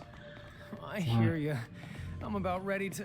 There are certain summons that only really appeared in one, as far as I'm aware. Ooh, there's a battle. A battle up the stairs. Dude, it's on. And I don't care. Right, best move, probably get rid of the fucking unicorn. It's piss easy to defeat. We saw that, that's why I had to heal it before. And then you're a little more of a difficult sausage. Ixion is only FF10, I think, yeah. As I say, as far as I'm aware it is. Although I think possibly it appears in Dissidia Final Fantasy, but that's referencing back to Final Fantasy X, so, you know, it doesn't technically count. I don't think it counts. There are some airships called Ixions in FF12. Oh! Oh, yeah. Yeah. Because I think they did that a lot with the airships in 12, didn't they? A lot of the summons were known as airships. Because a lot of the summons in Final Fantasy 12 were completely unique to that game, as far as I'm... Well, I say that, that's not necessarily true. But they were unique-ish. They weren't your standard ones, I don't think. Is that something of interest? No, I don't think so. It's hard to explain. Ah! It's hard to explain, but you'll have to explain later, because we're in the middle of something right now. Let's make this good. Ah, dang it. I was hoping we wouldn't come across this grouping again, because they're... Mostly just the golem. He's a bit of a pain in the arse, because he's just got a lot of HP. And he doesn't like to share. I've got a bacon butty. And does he care? No siree. He's just keeping all that HP sauce to himself. But I want a bit of the brown. And he just laughs. 'Cause he's keeping the HP to himself. That's how he has so much HP. He just keeps hoarding it. That's the problem. Every time I purchase a bottle of HP sauce, he goes, mine now. And at this point, he's just got too much. Oh, now I've stolen all of it. I've removed all of his HP sauce. And he is living to regret that decision of stealing it from me in the first place. I say living. Living's a bit of a stretch to what he's actually doing. It does look like... Nope. I forgot that interrupts things as well. Get through the dialogue in a moment. This is why sometimes I actually do sort of sit there. Just sort of sit there and listen to the... That's not what that is. Yeah, no, that's probably for the best. You don't want to take a break? I don't mind. Oh, no, I'll be fine. Thanks, Tama. Let's keep moving. Roger the Dodger. You don't use summon magic. Oh. I mean, I must admit, I don't necessarily rely on it as a sort of primary thing. Because it's kind of special occasions only, really. But I do always... I make certain that I always do it at least once. Let's put it that way. But certainly no, I don't necessarily rely on it as a sort of general battle idea. I would always sort of be more... I'm more inclined to just attack everything and save everything. You've seen the amount I save items. That goes for pretty much every resource in a game. I will happily just attack if I think it will save me a bit of MP. It's only because this one has regenerative bars that it's sometimes worthwhile using the fanciest moves. But still.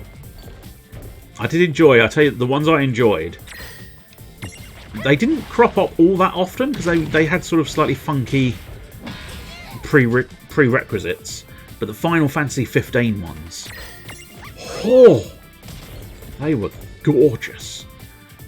Just so big and so quite literally unfathomable. You could not fathom those. It would be very difficult to measure them.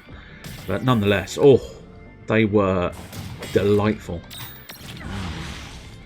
I suppose they are just a natural evolution of the general summons system, which is something big and glorious comes and kills your enemy.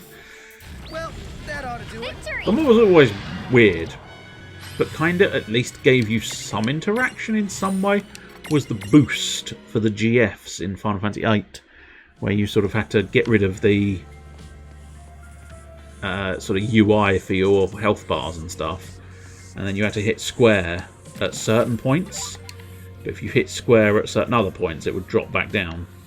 And I think you could increase their strength, or if you fucked it, you'd decrease their strength slightly. But yeah, it was an odd little system, but it's sort of, yeah, quite pleasant in a way because it gave you something extra to do while you were summoning them. So arguably most people would just go, but we just want to skip them. And to those people, I say fuck off.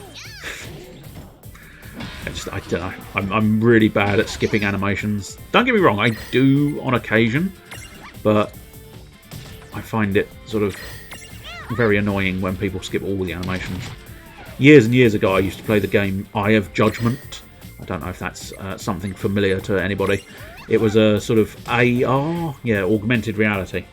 An AR game on the PlayStation 3, I believe? Yeah. So you had the physical cards, a camera, and then you could put the physical cards in front of the camera and, you know, do all of that. But, like, it always bugged me when people insisted that they didn't want the animations turned on. And it's like, oh my god, I don't think you understand the point of having it on a TV screen, do you? You don't understand the whole purpose and point of having it run through a console. If I didn't want animations in my card game, do you know what? I'd play it as a fucking card game. The whole point in using the pissing fucking TV and console to play this game is to have something a little bit more interesting visually to behold, so the animations are what I want. But there you go. That's my fundamental flaw, I suppose. I forever want the fancy animations. But the problem with FF8 summons is that it feels like you do more damage quicker. Yes, absolutely. But I'd be loath to necessarily sort of sweep this across the board, but I'd almost suggest that is kind of the case for most of them. A lot of the time is the unfortunate truth. A lot of summons slip into that category. You can do it sort of better not bothering to summon them. Now some like Final Fantasy 13 to a certain extent, they're quite good at sort of, oh my god, it's gone horribly wrong. Quick, get something big to stall. Because again, Final Fantasy 13, absolutely very limited damage the actual summons did. But they were good at stalling. And then when you lost the summon, a lot of the time you come back with full health, I think, in Final Fantasy 13, I'm not sure. But either way, it's very good at stalling, and then you could sort of come back later and try and rejigger and get back in the fight. Or just to sort of tank a massive attack that you know is incoming. That's another good way of doing it. And that's a bit like Final Fantasy X as well, because when they're physical summons, they can be of use, because they fight in a normal fashion. Whereas sort of some of the bigger ones, like Final Fantasy VIII and Final Fantasy 15, I think, when it's a sort of, I'm summoning you, you're here, you've done big damage, you've gone. Theoretically, big damage anyway. Never always a guarantee, never a guarantee of big damage, but still. But yeah, summons, I think, as a system, a lot of the time, tend to be sort of slightly kind of a visual spectacle rather than an actual mechanical functioning part of the game. But I don't, maybe I'm being unfair on them, I don't know. But that's the general vibe I get off of summons a lot of the time. But yes, pay your Jimbo to complete the game. Of course. Why wouldn't you? It's vastly superior. If in doubt, throw money at the problem. That's the solution to all life's woes. Why do you think all the rich people get away with everything? Because when in doubt, chuck money at the problem, and that'll get you out of the situation. Oh, did he do a little worldview satire there? Oh, I think he might have. Oh, I don't like it. It's a bit too much of the real world seeping into a fantastical piece of nonsense on a Saturday afternoon. Do do do do do do. There you go. That's more your style. Singing do do do do do. This place. And I'm so sick and tired of being so sick and tired. Okay, I think that's I'm a just song. tired. You're gonna have to stick it out. Yeah. Don't stick it out, Lan. You'll get arrested. Alrighty, let's go. Come on, bring it. Who needs the final Aeon when you have fat stacks of cash? Indeed. Who's considered the final Aeon in that? Or do you mean the final, as in like the sort of the one you sort of end up fighting at the end? What do I want to do? Just attack, I think, really. Oh, you've got a little man. You've got a little man I don't recognise. Okay, I think we'll deal with this unicorn fella first. But certainly, I remember some of the bonus Aeons in Final Fantasy X. Because you had the witches, who I don't think they were called the witches, were they? Can't quite remember. The Magus Sisters, yes, it was the Magus Sisters, that's their name, wasn't it? And you were able to get your hands on, goddamn brain.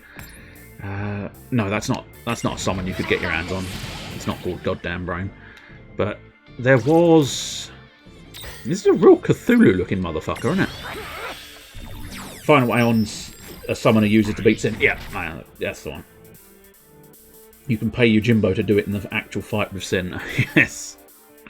Oh yeah, it's a Mind Flayer. So yeah. Wow. Unexpected. Reflect magic back. I'm not entirely sure I've got Reflect, but... I also need to knock you on your ass anyway, so...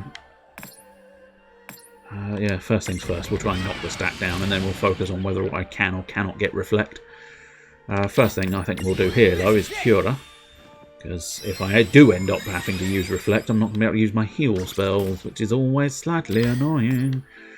Tickle it, tickle it, tickle it to death. Tickle it, tickle it, tickle it to death. The enemy stack toppled, excellent news. Let's try and just deal with the little shit in the corner. Thunder for me. Zap! Now, for something completely different. A man with rays for buttocks. Let's see if I've got one on my stuff. It's beyond the elements. Oh, here we go, here we go. Here we go. Reflect! I do have a star curtain now. Do I take a chance and sort of just cast it on one, or do I go ahead and hope it does something? Nope, that's an attack, my friend. I don't think you've fully understood the idea of reflecting damage. Plus, do I take the chance of hitting it with an attack? No, not if it's going to actually cast a spell, I suppose. Let's have a defend for a while and hope he's still got Reflect on him. Could you stop using physical attacks, you bellend? I don't think there's a way for me to sort of... Oh, there's Mind Blast, but I don't think... Well, that's not helpful. The biggest problem is I think it's going to wear off in the not too distant future. Yeah. Yeah. Yeah. You know, when you think, do I actually want this creature? And you think to yourself, how much of an arseache is it going to be to get this creature? And then you think, too much of an arseache, kill it. Because I cannot be bothered. Sometimes they are too much of an arseache, I'm afraid. And trying to get it to reflect a spell... Now, maybe there's some sort of weird way if I cast Reflect on it, cast Reflect on me. I don't think you can bounce spells that many times, but I might be wrong, so maybe sort of multi-bounce. Multi-bounce would be a viable tactic, but it's one of those ones where you just think, oh, I can't be bothered. Now, that's interesting. Oh, I think... sticky, then... Yeah, stop talking about sticky rain, please. Nobody wants to know about how sticky he Then is. would you glue your mouth shut permanently? Oh. So really, that teleportation stone really did nothing, but still. I don't think Reflector's ever multi-bounced. I'm not convinced. I'd be willing to be proven wrong, but I'm not convinced of it. But, you know, me not being convinced of it doesn't necessarily mean it's not been done. Smash that and then teleport again, because I think this is the correct teleportation. Although I might be mistaken. There's too many options, game. Stop giving me so many options. I know. I guess we're doing This is where we suddenly reveal that I am a terrible, terrible player of games. And yes, I just want a straight corridor with no side paths. Give me a straight corridor with a little bit of treasure at the end and I'd be happier. No, that's not technically true, but sometimes it does feel like it. Because unfortunately, I think it was set up so a reflected spell can only reflect once, otherwise you could get stuck in a reflect loop. That's true. That's true.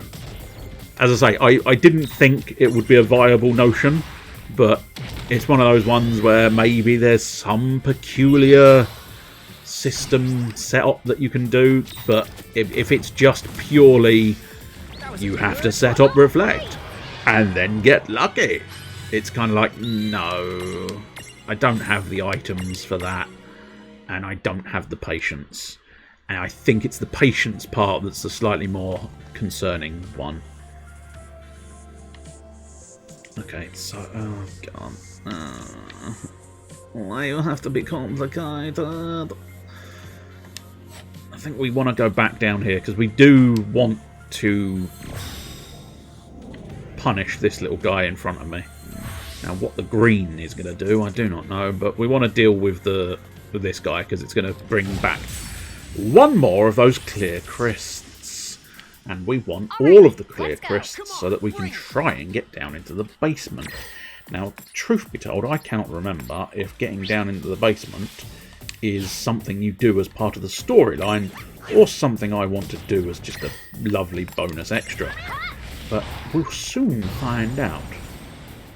Because if it ends up being part of the storyline, I'm going to be denied this at all times. But if it's not part of the story, I should eventually find enough clear crisp things to actually make it in there. I should be able to do one more sandstorm, which stands a chance, technically stands a chance of blinding them. I'm not 100% convinced it's... Oh, no, that's Shadow. Let's see. Are you... that's the one I want. Are you pretty much immune to... pretty much immune to blind. The odds of getting a blind on them are slim to none. I find it funny to reflect onto a target with reflect. It achieves nothing, but it makes me smile. I suppose, in fairness, whatever makes you chuckle is a good thing. As I say. Earlier on, I was distinctly saying I was chuckling at Ocean Horn, simply because of the word horn in it. There you go. That's intriguing. I wonder what that game is. Well, we might find out if that individual is still on. My phone was flashing in my face. And, I'd prefer it to have not been flashing in my face, but it was usually just outside of my field of vision. But because I was fiddling with it moments ago, it was within my field of vision, so caught my eye that there's someone else online who's doing something, let's be evil and build a base. I suppose arguably that might be that evil mastermind or something, I don't know. There is a game, oh you little shitty shit. Don't you thunderhorn the boy. He thunderhorned the fucking boy. I specifically told him not to thunderhorn the boy, didn't I? Didn't I say do not thunderhorn the boy? What did he go ahead and do? Went ahead and thunderhorn the boy. But oh yes, so I was mentioning Ocean Horn earlier on. I could discuss a little bit of Ocean Horn if you like. Now Ocean Horn 2 I know very little of, but I'm led to believe it's a little bit like Breath of the Wild, which makes me intrigued enough to want to play it at some point, especially slightly more so owing to the fact that I have now started playing Oceanhorn 1, and it is very Zelda. And by very Zelda, I mean it is Zelda. It is The Legend of Zelda.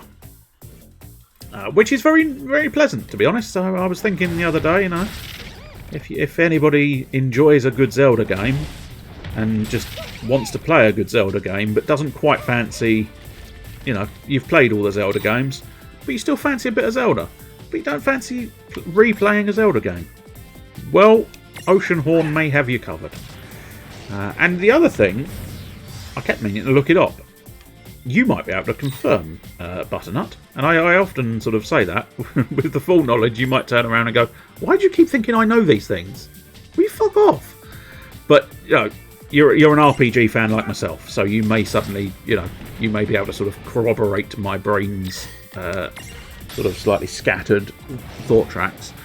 But the music cropped up as being by Nobuo Uematsu, and I am 99% certain he is one of the ones who does the Final Fantasy theme songs. Now, I may be just confusing similar looking Japanese names, but I'm pretty confident in saying that he's the one who does the Final Fantasy music a lot, and thus, you know, at the very least, Oceanhorn was guaranteed to have decent music. And so far, so good, in fairness. But yeah, it's very Zelda. It's, you know, you've got a sword and a shield and you're pootling around, and the first item I got was bombs. So, it's not really hiding the notion that it's pretty much The Legend of Zelda. But it does it nicely. It's done it well so far. I've enjoyed it. It's been quite delightful. And the other thing that sort of is quite delightful for me, at least, is the fact that I bought it years ago. And it's like, oh, for fuck's sake! I think you've done. Oh, I got a feeling it might be an A, Uematsu. But outside of that, that's pretty much spot on. And I might be wrong, and you may be right. But you know, you've got all the key parts. If anything, it's the UE at the beginning of the name that I would think would trip people up. But yeah, I think you're pretty much spot on with the spelling. Is the FF composer? Yeah, excellent. My brain worked. Yay! It's a functional brain. I know. How many other people celebrate the fact that they have a sort of mostly functional brain? I don't think anybody else celebrates the idea of having a semi-functional brain. But there you go. It's the little victories in life, isn't it? The little victories where you realise you've got a semi-functional brain somewhere deep within the thick skull that is your head. Right, we can just go straight down the path now. But yeah, it sort of did please me seeing it. Hey! Again, I was very pleased. Very pleased that I got it right there. I was going to say, you hit all the main beats for it. And the only reason I think I was able to spot the fact, or think that it was an A, is simply because, as I say, I've just been playing Oceanhorn and his name's only just cropped up. But yeah, so I was quite pleased at that, because I don't know. I know it's sort of, it's not the be all and end all, and I wouldn't, you know, I wouldn't have cared if it was, you know, Joe Bloggs. That's one of the more, I suppose, actually John Smith is like the most common name around, isn't it? Is the idea, but still, you know, I wouldn't have cared who was doing the music as long as it was decent music. But it is some of those occasions where you recognise a name and you go, okay, we're in for some good music here. It does look like Breath of the Wild, yeah. Certainly, I think the second one is meant to be more like Breath of the Wild. The first one, not so much. Or not in the sense that you're quite as free as you are in Breath of the Wild, I don't know. Oceanhorn 1 is definitely like... It's probably more like something... Maybe the Ocarina of Time type one? There's no real time travel in it, but nonetheless, I think it's more like that. Well, I haven't said that. That's a bit more free-ish. I'm thinking maybe more Majora's Mask. Is that the one? Or Wind Waker? Yeah, it might be close to the Wind Waker Oceanhorn one. Mostly, I don't know, I may be getting sort of bogged down in the fact that Oceanhorn is set on the ocean and therefore you're going island hopping, which is sort of biasing me towards Wind Waker, but even the sort of slightly top-down perspective is feels a little bit Wind Waker-y, I think. But yeah, so far I've been quite pleased with Oceanhorn, and I do sort of look forward to the idea of finally, you know, maybe in a few years' time I'll finally get round to buying Oceanhorn 2, or I'll buy Oceanhorn 2 and then several years later I'll finally get around to playing it, because that's basically what I did with Oceanhorn. I bought that pretty much. I think I bought that. I bought that way back when I first purchased a Switch, and I'm fairly certain I purchased a Switch almost when it came out. Now, granted, if you look up the dates, £5, is it worth it? I mean, I'd probably say I've had £5 worth of enjoyment out of it already, and I've only just gone off the first island. I don't know. I'm always slightly loath to sort of recommend things, of course, because you know, it's one of those ones where if you load it up and you go, no, I thought it was shit, and it's like, oh, but I thought it was good. And from experience, a lot of the time, I like things that other people don't. You know, I liked the Star Trek game. I don't think anybody else liked the Star Trek game. I did. So there are many a game out there that I've really enjoyed that other people have absolutely fucking loathed and scathed online and stuff. But yeah, it's kind of, I think essentially, if you enjoy a good Zelda game, and for the first Oceanhorn, I wouldn't necessarily say Breath of the Wild is the best gauge. You're looking at somewhat earlier style Zeldas rather than Breath of the Wild style, because Breath of the Wild was levels of improvement and enhancement and uniqueness.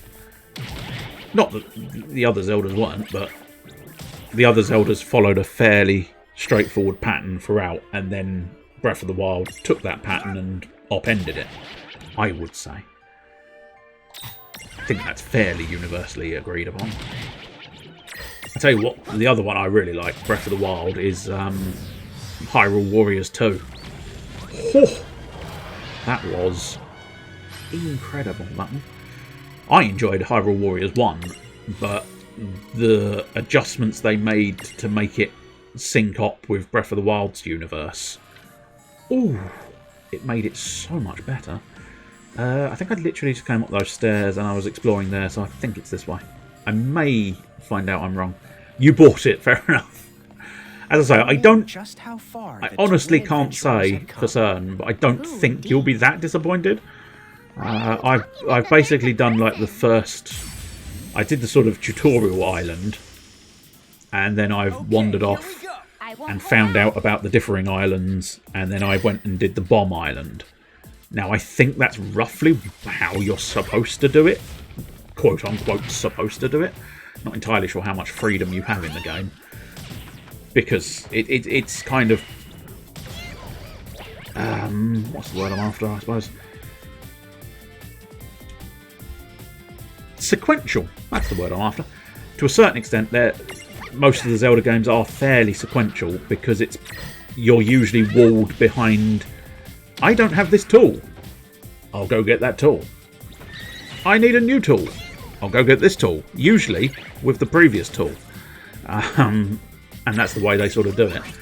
Breath of the Wild kind of, again, sort of put that on its head to a certain extent, didn't it? Because you could, and a lot of speedrunners do, you can just skip straight to the end boss, can't you? Without bothering to do anything else. Well, I cannot comment on Oceanhorn 2 at the moment because I've never played it, and I don't well, it's one of those ones where I do sort of plan on playing it, but not immediately. And yeah, 16's not bad. I'll have to wait for it to come on sale again in the future, though, for me. Could you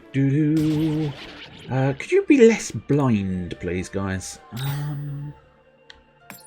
Is there something that wouldn't require sight? I mean, in fairness, I think even Thunder would require sight, but he is fucking weak to Thunder. I'm not sure. I feel like... well, it hit. That'll do. I don't care. I don't care whether I'm right or wrong. It hit, and that's all that matters. Nidhogg's catching up nicely now. I do quite enjoy Nidhogg. It's a weird fucking creature. Absolutely devastatingly, freakishly ugly, but, you know. Maybe that's why I like him, because we've got something in common. Devastatingly, freakishly ugly. And so I like the boy. He's a very good boy for me. I must admit, the only slight problem with liking Nidhogg is, of course, not using Valifor. This is where you want, like, more stacks. It's just like, give me more stacks. I want more stacks.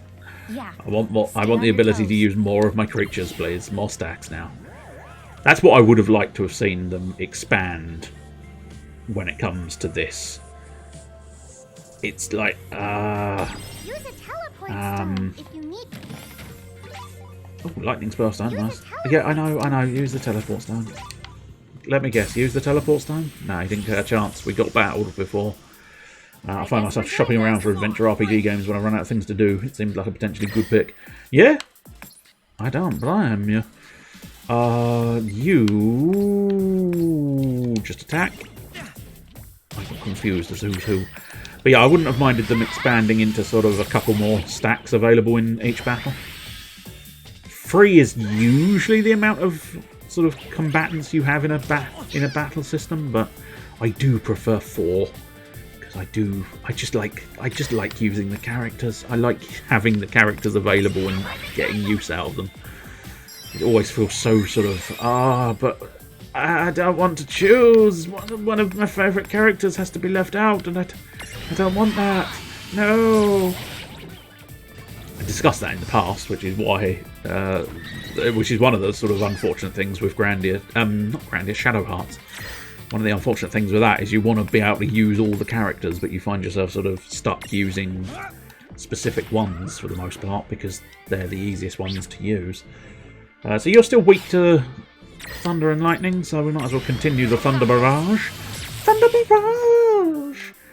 That's a metal band. Yeah, a nice, wide, diverse cast. You can, yeah, that's the problem. It's so annoying. I like the characters too much. That's why I sort of, although I'm less inclined towards the gameplay of the strategy game, but I do like the fact that in strategy games, specifically turn-based strategy games, you tend to get to be able to use more of your characters. Final Fantasy X, for me, is possibly one of the finest battle systems an RPG has ever had. And I know that's a bold claim. I realise that's a bold claim. And I don't know if I'd be willing to die on this hill, but I'd certainly fight for a moment or two before agreeing to sort of come off of the hill. But I think Final Fantasy X does have one of the finest battle systems around. Because it's turn-based, brilliant. You have the little... One of the things it's been done, I suppose, before, but it was nicely done in Final Fantasy. Seeing the turn order, that was nice. I suppose I'm slightly biased there, I think, because that was one of the first ones I'd seen of them doing that. I don't know where that originated, but I suppose Grandia 2 had something similar with the sort of the faces heading down the bar, so you could tell who's going when. So maybe that's completely... Shut up now. Shut up. This one, I think, we want to stick to Thunder. But what you pointed out there, the ability to swap party members in battle, that was, I think, revolution a revolutionary decision by the creators of Final Fantasy X that never really, I don't think, truly sort of had any real... I don't think there was a lot of that previously. A lot of RPGs prior to Final Fantasy X just had the usual system of you can swap at save points and no other time. Whereas Final Fantasy X introduced that ability to hot swap whoever you fancied in and out, in and out, in and out. And they did sort of do it as part of the gameplay towards the beginning of the game. Obviously, it sort of wore thin a little bit towards the end of the game where everybody could do everything. But nonetheless, towards the beginning, of course, it had a beautiful amount of purpose because you needed Waka for flyers, Lulu for wibbly creatures that absorb physical damage, Tidus for fast enemies, Yuna for heals. And that's the really good thing. You could bring Yuna in for a heal and then swap her back out and have another character going. That's where Shadow Hearts, as I've explained this before, that's where Shadow Hearts is a slightly sort of, darn it.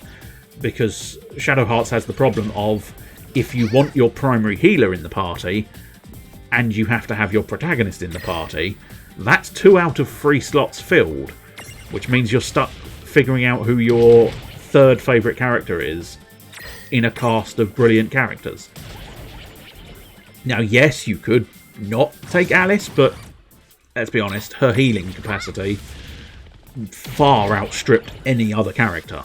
So you are sort of putting yourself at a disadvantage if you didn't take Alice. Let's put it that way.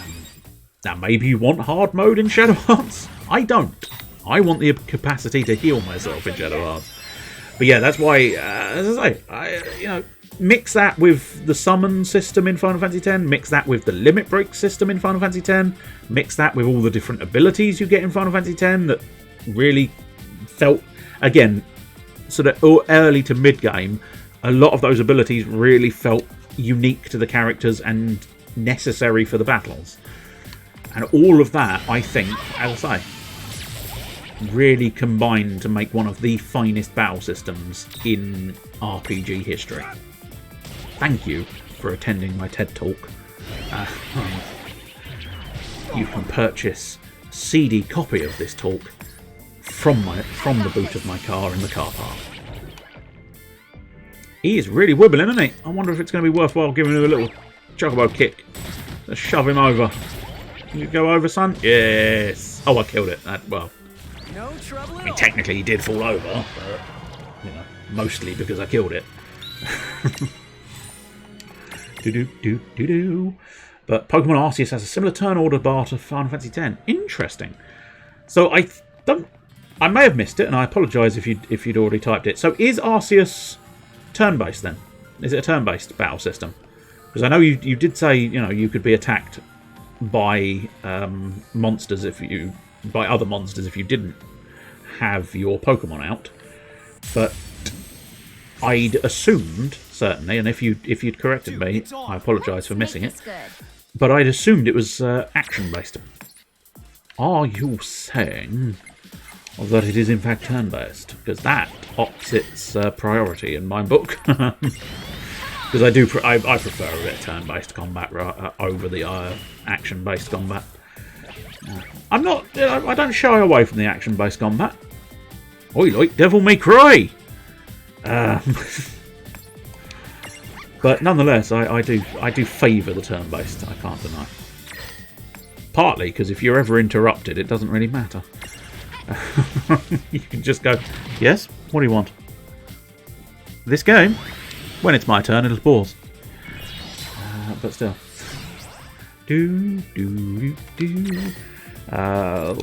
Attack. Just standard attack. That's all we need indeed. Thunder. Thunder is the secret. Thunder is the key. Thunder is my one thing to do. I didn't have a proper rhyme. It's fine. Standard attacks for a little bit. Charge up my AP. And the fact that it's super weak. I spotted it flagging. See? I likes myself a flagging animation. They're all fantastic when you see them flagging over. And you think to yourself, yes, excellent. Earth resistance, 10 or greater. Earth resistance might end up being a problem, but we shall see. Earth resistance, earth resistance, earth resistance. Oh dear. Yes, earth resistance is going to be a problem, so I suppose just the heaviest boy at this point, which in fairness is going to be a Niederhog. And then hope we can do earth resistance here. Well, there's 25. We're going to have to hope we've got a 50. Hey, just about. Whew. Basically, the Pokemon on the field will attack you personally, and you can have a dodge button to evade them. Once you throw out some of your Pokemon, it goes into the traditional Pokemon battle. I see. In the world itself, like Final Fantasy XII. Nice. I quite like the sound of that. It's quite nice. I want it more now. Bugger. I wanted it quite a lot in the first place, in fairness. I realise I did claim I didn't know much about it, and I don't know much about it. It was mostly just, oh, it's Pokemon. I wouldn't mind having that. But now you've described it a bit more. Now it's gone up from, Pokemon, I wouldn't mind a bit of that, to Pokemon turn-based RPG. Oh, I really do quite like the idea of having a bit of that. Darn it. Oh, it's a tiny little kitty Zap Zaps. It's the Zap Zap Kitty! I don't like you, Zap Zap Kitty. I'm going to have to kill you. This is on the field of multiple wild Pokemon can attack you at once. Hence the Final Fantasy X turn order display. Nice. The more you describe it, the more I want it. So please stop describing. Oh, dear. In theory, I just want to... Well, at the moment, I want to play Oceanhorn anyway, so it doesn't really matter. But if I can get to February, I should be able to pick something up. And maybe, considering, as specified, Nintendo games don't often, if ever, go on sale. It's fairly easy to justify just picking up any old one you fancy, because you're never really going to save any money by waiting for Nintendo, which is unfortunate but understandable. I do rather wish they would put their games on sale a bit more. I have to really figure out how it works, but I know the speed stat affects the turn order as well. That makes a degree of sense. It is the norm. Yeah, as well as what attacks you get the Pokemon to do. Oh, yeah, that makes sense as well. Or certainly, you know, I've seen that sort of notion in the past, that if you do a big, heavy move, you end up several places down the turn queue. If you do a light, fluffy move, you only move a couple. A little bit like this, in fairness. If you guard in World of Final Fantasy, you only drop down about half the meter. Whereas if you do a full attack, you obviously drop down to the full meter. It's not quite, you know, it's not exactly a complicated system, so it's not necessarily as much as some games, but nonetheless, you know. I'm also enjoying the fact that you can just throw your Pokemon out of their balls, even out of combat. That's interesting. I assume I assume it's going to serve a purpose. It might not. But does it serve a purpose? Can you ride your Pokemon like you can in some of the other ones?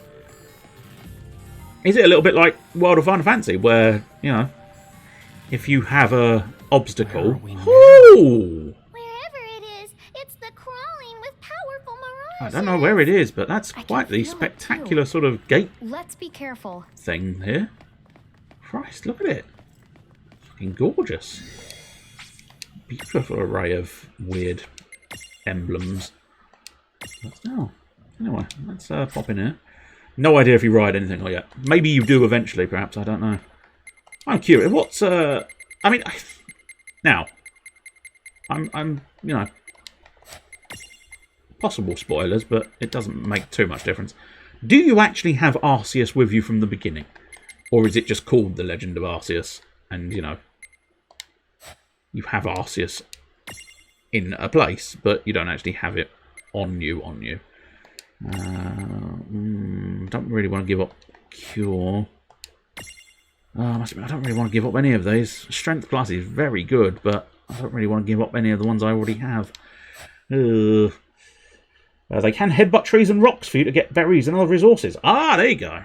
That's good. I was going to say, it felt obvious that they should have a purpose to be allowed out of their balls, as it were. When it comes to sort of being productive outside of the ball. Oh, look at those swords. Oh, those swords are real nice. Oh, they're real nice swords. So, oh dear, no, okay, we've been cut off.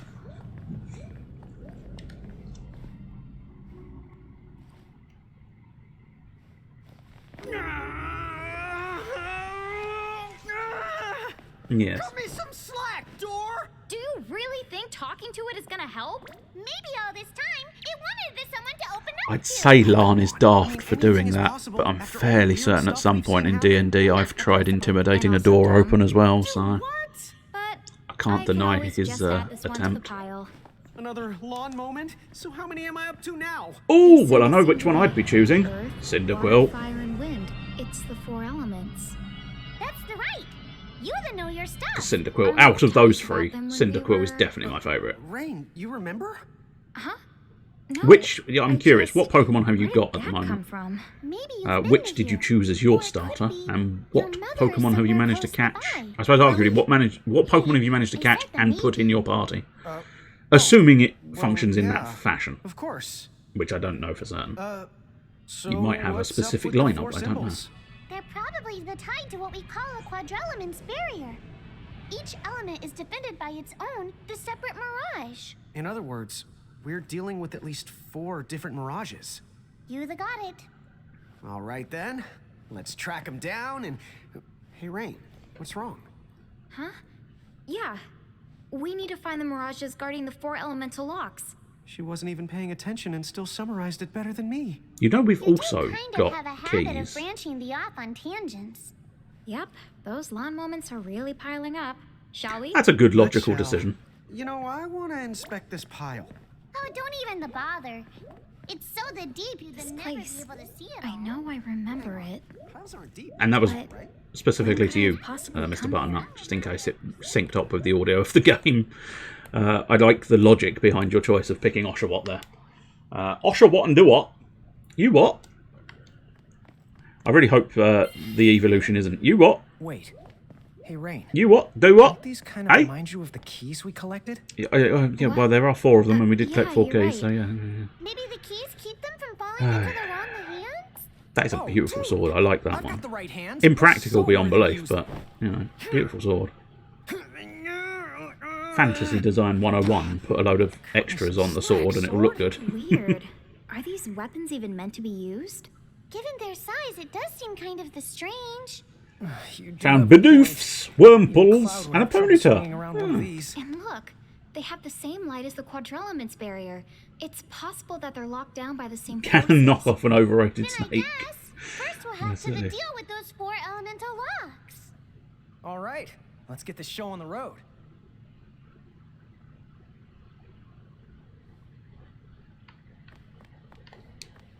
Okay, so I'm not entirely sure what you wanted me to do. I've missed. I think you just want me to go and do. I'm not sure which of these I want in terms of teleportation. I'll double check there's nothing specific here.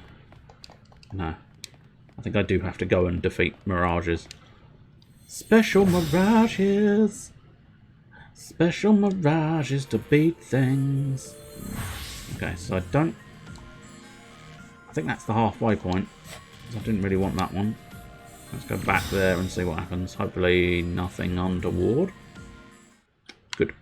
Just straight back here, which is beneficial, to say the least. And what we want to do is examine this and pootle on back. This should be right down the very bottom, I believe. Oh, no it's not. Oh, no. Oh, why is that not right down at the bottom, game? Why would you do this? Oh. Yes, we have to defeat the mirages guarding the Quadrelements barrier. And the problem is you haven't really told me where those are. But there you go. All of the world map. So my quest is in here. So that's, I suppose, fair enough. Was yet another firefighting starter. But I haven't played that gen, so I don't really know. No, I don't. I can't remember which gen that is. Which was, yeah. No chance of me remembering, I fear. So yeah, I'm not.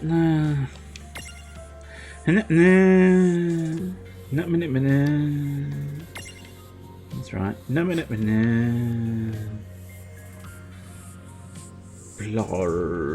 Blargy son. I am Blargy son, the blargiest man in Blurgland. I'm looking for an easy way to get down. Because I think I have to get down. I'm not 100% sure, truth be told.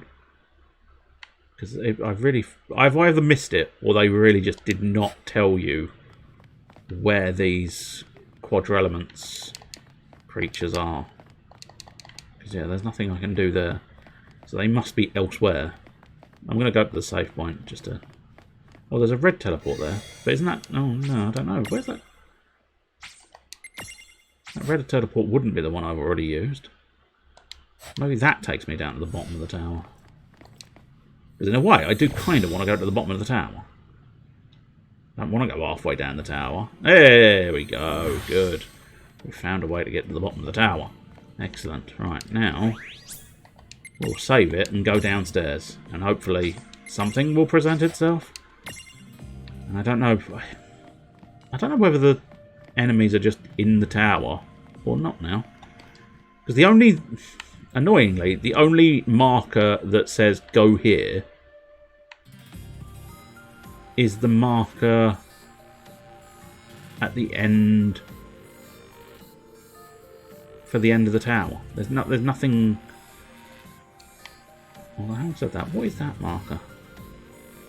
Do you have a key, game? Do you have a key? Oh, there's a puzzle switch. No, we've done puzzle switches. It's fine. Yeah. Yeah, see, the only marker there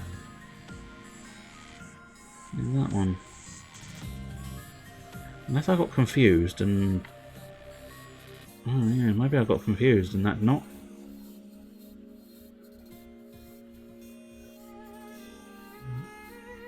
Yeah, that might be New Tower after all, actually. Anyway, we'll go downstairs and see if we can get all the way down now. Anyway. I think I finally know what I want to build for the Master Duel deck. Maybe. I finally made my choice as well. I mean, I always knew my choice. It was inevitably going to Blue Eyes White Dragons, but I went to the effort of actually trying to build one. Now, see, it's interesting. See you have none of them and cry. I checked in on my sort of tasks done, gifts, notifications, all that sort of bits and bobs that they give you. And I got a boatload of the credit things or collapsible points or something or other they called them. I don't know. They're the little points you get if you destroy a card, and you can use those points to then create a card. And that's what I did a load of, so that I could get totem dragons, dodger dragons, and just general stuff like that. Oh, sort of the shining white dragon or something, I think it is. It's basically the one that's considered a blue eyes at all points. It's considered a blue eyes white dragon at almost every single point, except for when it's on the field. And then if it's on the field, you can swap it out for a blue eyes white dragon, which is quite a good card.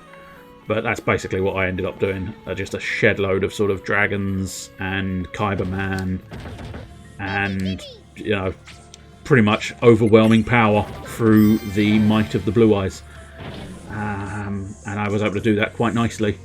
And I must admit, I just got a shed load of those crystal gem point things they've got in there.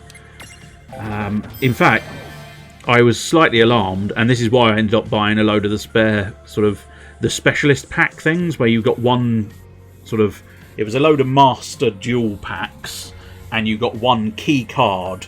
So Solomon's Judgment, I think it is, or Solemn Judgment. Yeah, I think it's Solemn Judgment. Lightning Burst and something else you got in there as well. Oh, there's a crystal there. That might be important. Oh, in fact, it's the destination. That's what that crystal is. But yeah, I got a load of points, and so I got so many gems that they actually turned around and said, "You've got too many gems. We've put them in your gift box for later." And it's like, oh, I may have a few gems. So I ended up just purchasing a boatload of cards, which was reasonably pleasing. I got a few bits and bobs. My next goal with the old Master Duel is probably going to be... I really want a Cyber Dragon deck for that. How goes the game? It is not going too badly. Welcome, Mr. Garasvaldi. We are in the tower, the Crystal Tower, where we're trying to find, I think, these boys here. And there's been a little bit of confusion, but isn't that just like the derpiest faced Titan you have ever seen? Look, it's got this beautiful magma effect in amongst its sort of rocky sort of cracks. And then just the derpiest eyes ever.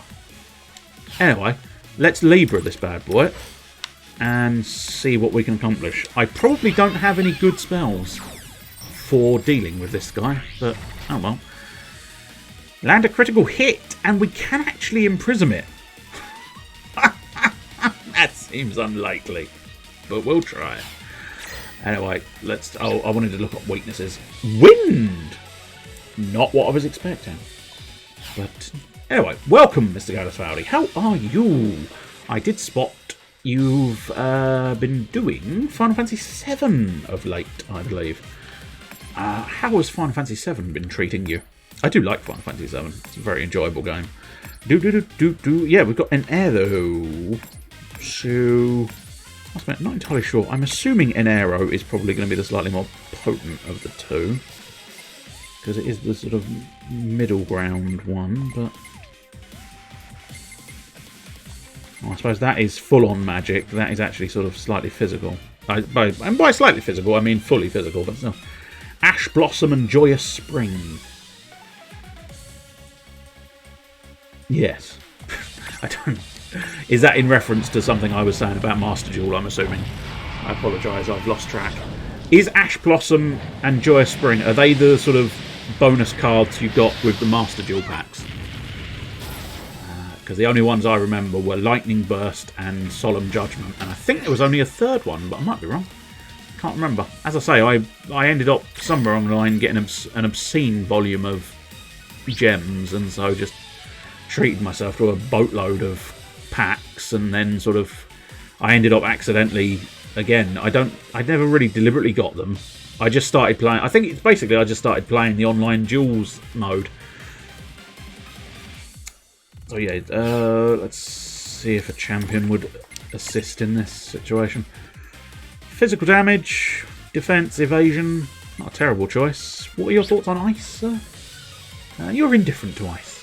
It's not unreasonable, but you are currently gone. But we'll just use a cheeky one and have a go. That's the third card from the special set. It's one card. Ash Blossom and the Joyous Spring is one card. Okay. I'd never heard of that card, so it didn't leap out at me. Lightning Burst, however, was... Oh, that is incredible. And Solemn Judgment, I recognise the name. I can't remember what it does, but I recognise the name from years and years ago. I do like the fact that this one is nice. And you get a little bit of Final Fantasy X music, and that is never a bad thing. Especially, I can't remember. I think it's E-Rock who did it, but there's a couple of others I've listened to as well. But anyway, there's a fantastic metal version of Tazanakand. It's an absolutely brilliant track. Because it keeps that melancholy feel to it, just with extra metal on top. And it's absolutely brilliant. Brilliantly done. Ooh! I am not doing a lot of damage to this thing, am I? Well, having said that, we managed to get five grand out of it, but I fear most of that was Tidus, which is not helpful. Part of the Ghost Girl set of hand traps, extremely meta-relevant. See, it's interesting, I haven't actually encountered much in the way of meta at the moment. I've been I have been dabbling with the online duels, and I genuinely, hand on heart, I activated the first button saying duel, and I thought, okay, I'm about to have my shit kicked in. I'm fine with this. Carry on, game. Kick the shit out of me. And I went on like a 5-6 duel win spree before finally someone did actually hand my ass to me and sort of went, your ass, sir. I've beaten it black and blue. And now you get called to run around to help people. Well, hopefully you can help people, because that's always better than not being able to. I find my assistance tends to come down to, yes, you should do that. I'll stand here and watch you do that. Yes. Moral support, sir. Me do something useful.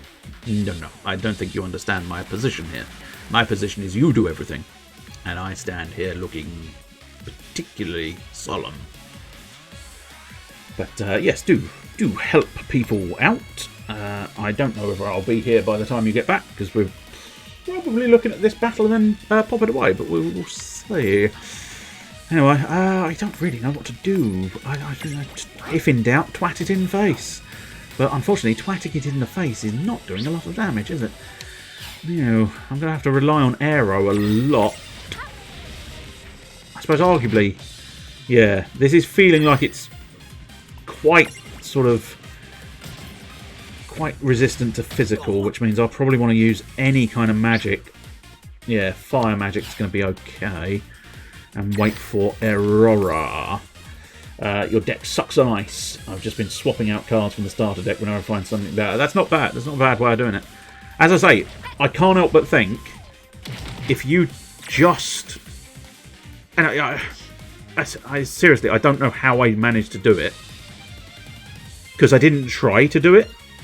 It just sort of happened. But I got a load of the little currency points for creating cards.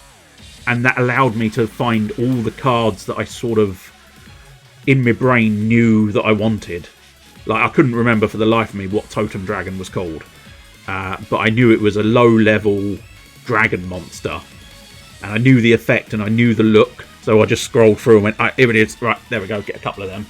And there was a couple of other cards I had to create as well. I think, I think I created a Dodger Dragon in favour of a sort of... because I had Luster Dragons, and then I realised Dodger Dragons have the same amount of attack and an effect. So it was like, I think the Dodger Dragon wins. But we'll have to wait and see how it fares. I don't mind moral support. I don't like go places, mind you. I only have only filled my car's gas tank 3 times since March of last year. I know the feeling of that one. It was quite the sort of thing when I finally had to do it, and it was like, now I think it's because I was stood at an awkward position at the petrol pump, and it's like, how do I use credit cards now? And so I was having to sort of poke the machine, going, "Do the thing, please do the thing." But it was just like, I don't recognise your card.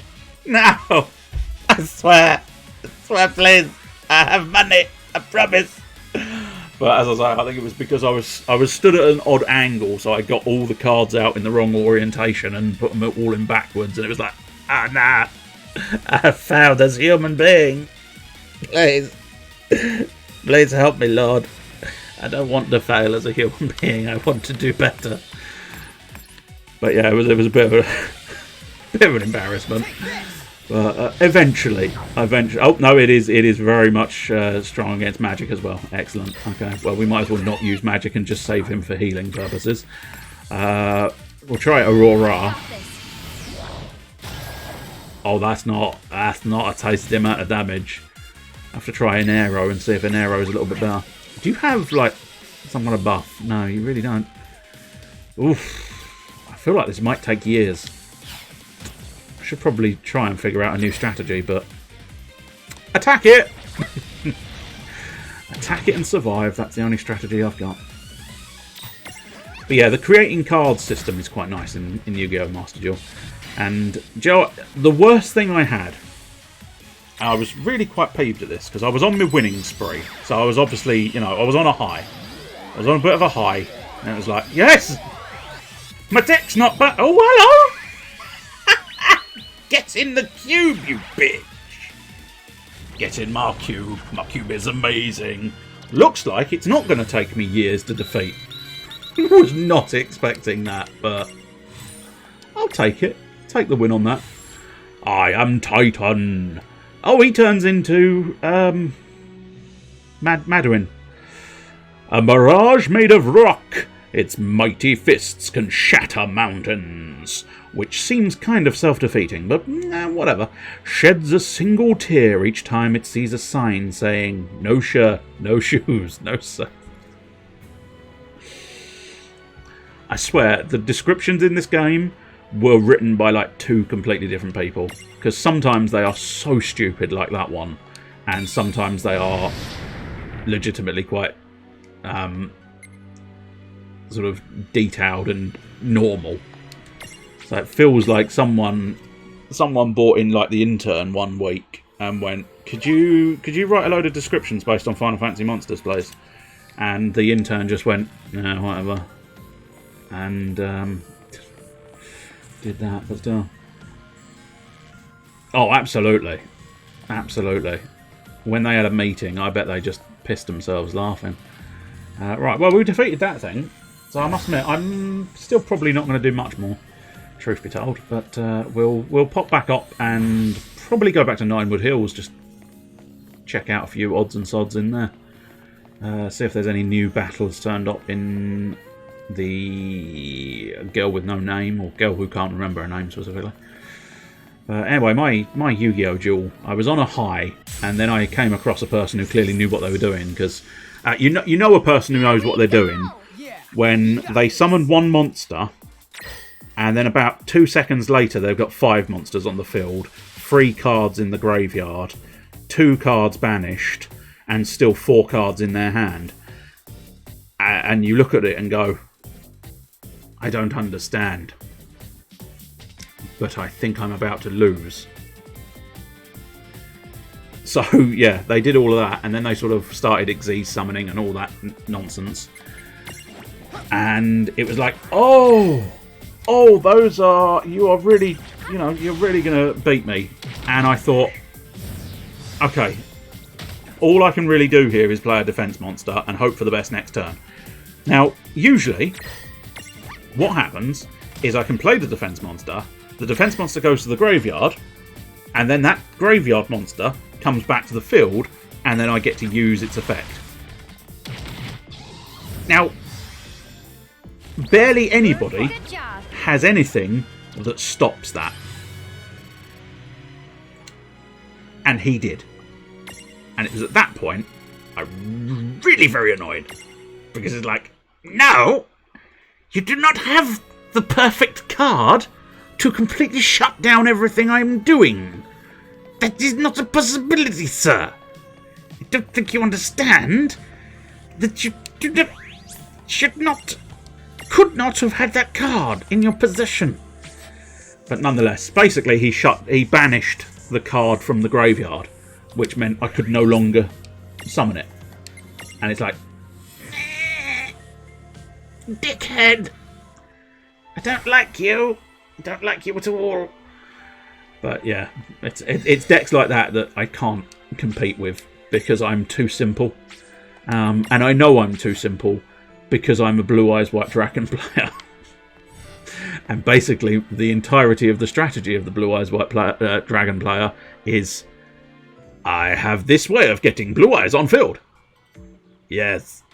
Oh, you've defeated that Blue Eyes. I have this new method of getting Blue Eyes on field. How many Blue Eyes can I have on field at any given time? I can do this to get this Blue Eyes. Would you like more Blue Eyes? I can have more Blue Eyes. The Blue Eyes in the graveyard, I can bring Blue Eyes back. Everything revolves around getting a Blue Eyes on the field. But yeah, it's had Chaos Confetti in the game. I don't know what Chaos Confetti is. It's just the worst when you're trying to concede and they insist on comboing for another 10 minutes. Oh, it's a Magic the Gathering card, I see. I'm very unfamiliar with Magic the Gathering. I know approximately how to play it, but I would not be able to name a specific card, unfortunately. Girls' tea room. Girls' tea room. Girls' tea room. Go to the girls' tea room. Get in there. Get in there. Of all the card games, the only one I really stand a chance of Want some tea? chance with is Yu-Gi-Oh! And mostly because I've watched the anime series. Which champion would you like to await? I don't think any, in fairness, actually. I've gone to that menu. I didn't really mean to. Again, I should try some of these champion jewels, but I'm just not... What now? I'm not interested in them. Whose soul will you touch? Because as far as I'm aware, and I'm willing to be proven wrong, as is so often the way, and no, we have no bananas. We have no bananas today. But we have nothing to do in this room, unfortunately. Let's have a pop in the twins' bedroom. Oh, we'll have Terra. Terra's information will have cropped up, right? Well, that's something. Who's who? Oh, who's? Masked woman. Who are you? Nobody knows. Oh,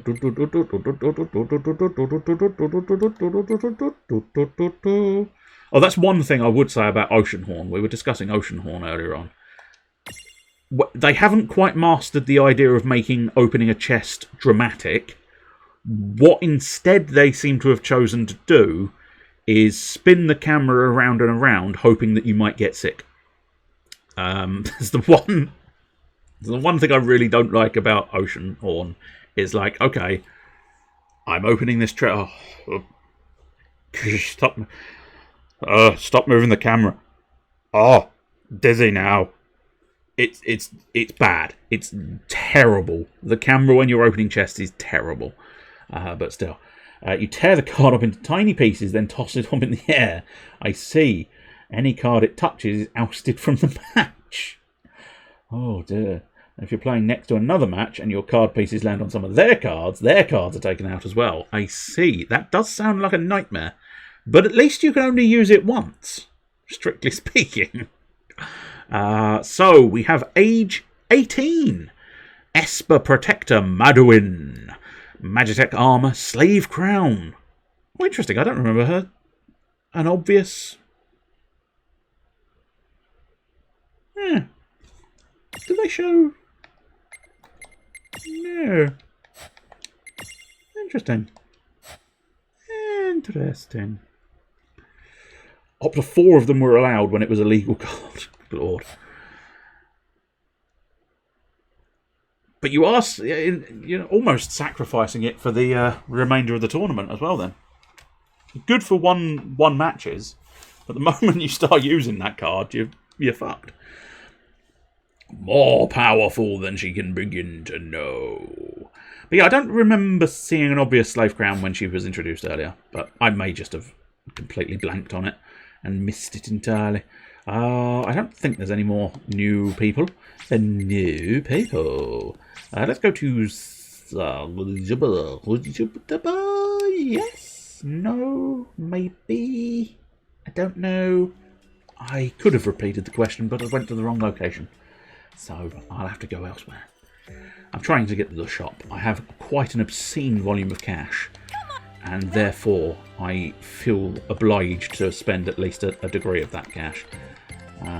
Mostly, I'm not going to lie, evening up some of my numbers. Because, yes, that is how I play this game. Just neaten up the numbers. That's all you want in life. Neaten up the numbers.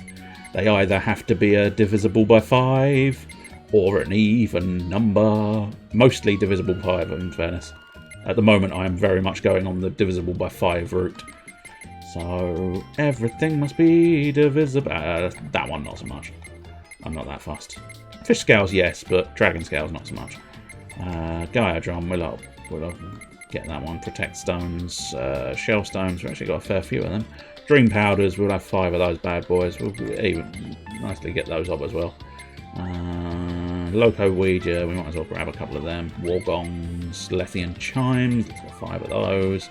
Oh, seraphones, no, I don't care about seraphones. Fire seeds, fire seeds, mortar seeds, seedy,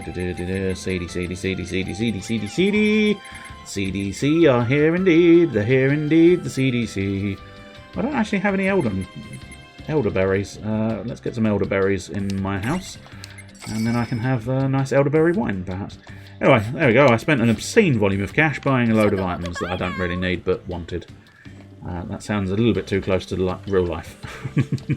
Going to the Colosseum. You're allowed to have spares in your deck. Oh, add spares into your deck after each match from your approved reserve. I did mess up 4 matches one day at a tournament with 1 card. Oof. This way. That is quite something. Do do do do do do do do do do do do. Right. Yes. I find it slightly weird. Yeah. Slightly weird that they've got a door where you can save the game next to a save point where you can save the game. So maybe that...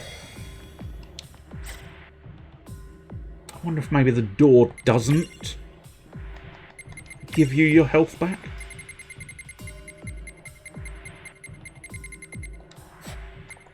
Whatever it was that was new, we must have hit. I might do sort of one... Yes, what is it? 1 or 2 of these, and then I'm putting it away. So...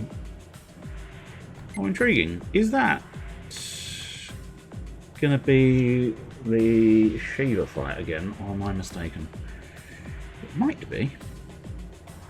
Which means I could focus on trying to grab Shiva, perhaps, but... not worry too much about that right now. Let's go bombs away. Because that appears to be one I've not done. Assuming I'm reading that correctly, which... I like to assume I'm reading things correctly, but I can never guarantee these things. Oh, that's a lot of bombs. Myriad of different sized bombs. Right. I don't think it's going to necessarily be a troublesome thing, but I don't have water. But they are only 2,000, so... yeah, that... Or 2,000. Did I read? Yeah, 2,000. I read 2,000. I knew it was 2,000, and yet my mouth decided to say 1,000 instead. And I cannot say precisely why, but it did make that choice unto everything here. There we go. That was a piece of piss. Victory! It's because they were only level 26. I am in full acknowledgement that I am vastly overpowered for that fight. But they looked quite intimidating at the beginning. You know, 3 bombs stacked on top of one another. You do sort of take a step back and go, oh dear. And then you remember you're a mad powerhouse. Right. Vastly higher than anything else here. But, there you go.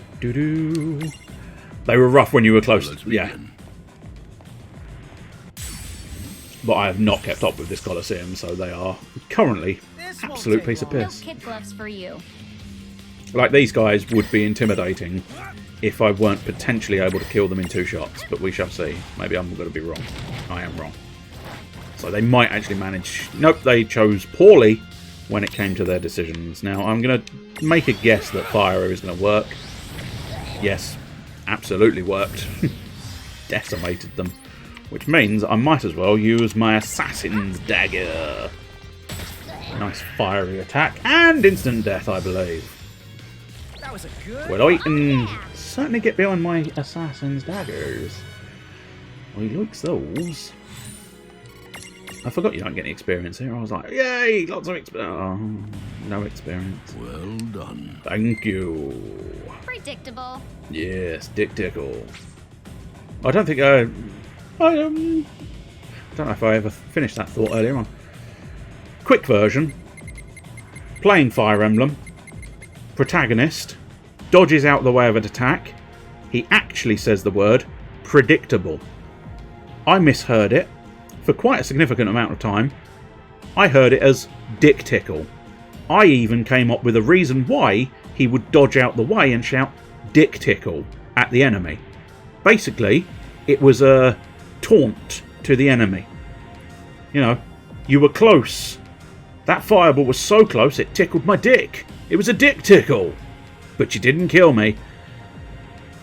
Until I finally realised, no, it's actually the word predictable. But now, whenever I hear the word predictable, I can't help but think of Dick Tickle. And I fear at one point in time that's going to come and bite me in the real world. And I'm going to be in like a serious meeting and I'm going to have to use the word. These results were predictable. And instead of saying that, I'm going to turn to the sort of audience and go, as we all know, these results were Dick Tickle. And it's going to be a thing. And it's going to be like, oh, yes, I see. Or the crucial thing is if I don't notice, I think. Because if I don't notice and I just go, of course, these results were Dick Tickle.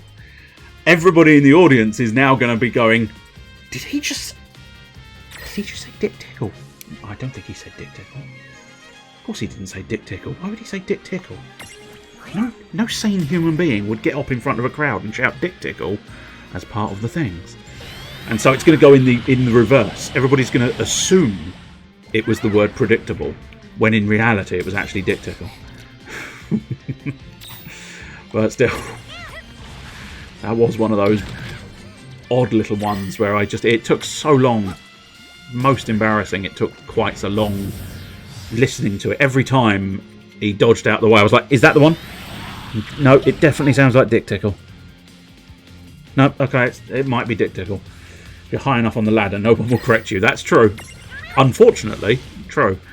I would put forth that's probably a bad thing, but yeah, you're not wrong.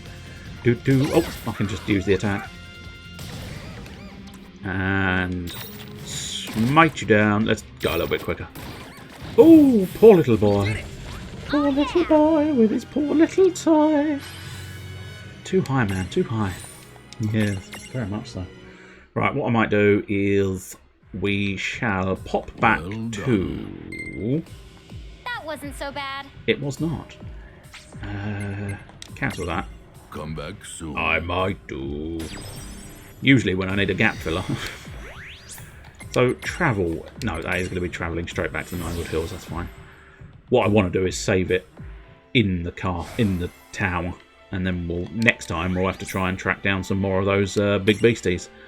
Which might be more difficult than you would necessarily think, because I'm not entirely sure where the rest of them are. I at least had a theory that one of them was down below in that fashion, but as I say, to a certain extent I think I got confused. Those two warp points that I said led backwards, I think were actually leading forwards. It's just all of this crystal tower looks pretty samey. I know, I'm besmirching the design team, I apologise, but nonetheless it does look a little bit samey. Just saving it again so I can look at it and really go, yeah, that's saved. It's the curse of wanting to make sure these things are saved. You sometimes have to do it multiple times just to reassure the brain. Who are we going to get? World of Final Fantasy. High-pitched, whiny, but not entirely sure who it was. I can't exactly definitively state who a high-pitched, whiny character was, but still. We're stuck there at the Crystal Gate. Yeah. As I think they're all over the place. I think they're all around the Crystal Tower, but we've found one, so that's something, I suppose. That's not quite the... this might cause the entire world to burn down in a horrendous array of dropped frames, but surprisingly steady. Don't need that, don't need that. Don't need that. Get rid of that. Oh, no, okay, fine. this is actually the thing I wanted. Dashboard. There we go. And let's see if it's going to be A, worthwhile, and B, something of note. Probably best to, well, it seems to be holding steady-ish, which I suppose is something. Right, let's see. Just checking a couple of other things now. Yeah, that's got that. Oh, no, oh, there we go. No, the frames are struggling. The frames are struggling. Okay, that's fine. We're roughly at the end, so it doesn't really matter now. But yeah, it's just one of those unfortunate things. Oh, I know why. Because it's now trying to play 2 streams. I accidentally opened a second stream, which is slightly inconvenient. Right, let's check. Well, there's a few. I suppose I might as well. I might as well put you in the hands of another streamer.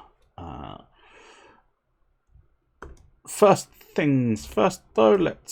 This might kill the stream, so I suppose actually before I do this, we'll go ahead and sort of do a kind of ending statement, I suppose. I did not touch her, Mr. Judge Man. I promise. It's not going to fly, is it, that one? That's not the end statement. Anyway, I will be back on Wednesday, 4:30 UK time, for the Hodgepodge, where I don't know what we'll be doing, but I'm sure it'll be something. Can't remember what I did last week, so... I think it was... Oh, it was Yu-Gi-Oh! In the Darkest Dungeon. It might be Yu-Gi-Oh! Again, it depends on, in the interim, how much it annoys me. But we'll see. There might be some Yu-Gi-Oh! On Wednesday, Hodgepodge. Then Thursday we'll be back for 9 o'clock UK time again. The UK time again, not the 9 o'clock again. 4:30 Wednesday.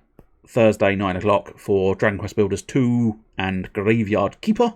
And then back next week for the SaturJay RPG, I suspect. Unless something crops up in the interim, in which case it might not be that. But I'm fairly certain that's not going to be the case.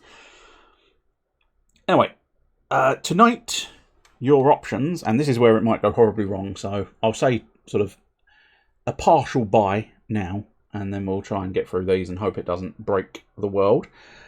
If you are after entertainment tonight, you have the option of Mr. Malice Caliber at 9 o'clock. He will be playing Diablo, I believe. Only one of them had Link, though, so only one of them that's registered on really my just absolutely kills the frame rate. Also, kills that skirt is not doing any bandwidth. favours. I do not know why. It never used to. Don't you dare! Oh no, what have I done? It's plausible, it's not my end. But yes, unfortunately. That was Link in... Nobody clip that, please. The magical words. If you ever need something clipped, the magical words are, of course, don't clip that. Now, usually on a Sunday at 9 o'clock, but if you're not interested in games, you might be more interested in painting. Miniature painting, specifically. So, it can be pretty annoying. Is annoying me now, but I did win a solo duel thingy. That's good. It's surprisingly simple to win a solo duel thingy, it seems. At the very, lowest of standards, the lowest sort of cup thing. I wasn't expecting it to be. I was expecting to be the worst of the worst. But surprisingly, I found several opponents who are actually worse at playing the game. Or have worse cards, one of the two. Yes, hopefully you too have a great rest of the weekend as well. I have board games scheduled for tomorrow, which should be quite fun. But yes, tonight, if you're interested in miniature painting, you could look up Can't Sleep Must Paint, who is a talented miniatures painter, and will be on 9 o'clock tonight. So unfortunately, that is Malice. That is Malice and Can't Sleep on at the same time tonight, unfortunately. But nonetheless. Oh, this was the inception where you've got Blue Boosh laughing heartily at the crazy husky creature, and then Dix catching Mr. Can't Sleep, so it's a loop of laughter. Quite incredible. Talking about clipping a clip. Somebody's got to clip that clip of a clip. But yeah, chaos and miniatures is essentially the dish that is Can't Sleep Must Paint. Oh, that. And now we'll pop in. So I mentioned it earlier on because it cropped up on my phone that I spotted. But they're playing Evil Genius 2 World Domination. So we shall pop in to see Mr. Fang and Bang. And then I'll start the raid. Well, I'll say cheerio, then I'll start the raid, and then I'll turn the stream off. And then I'm going to go have some dinner. So here goes. Cheerio.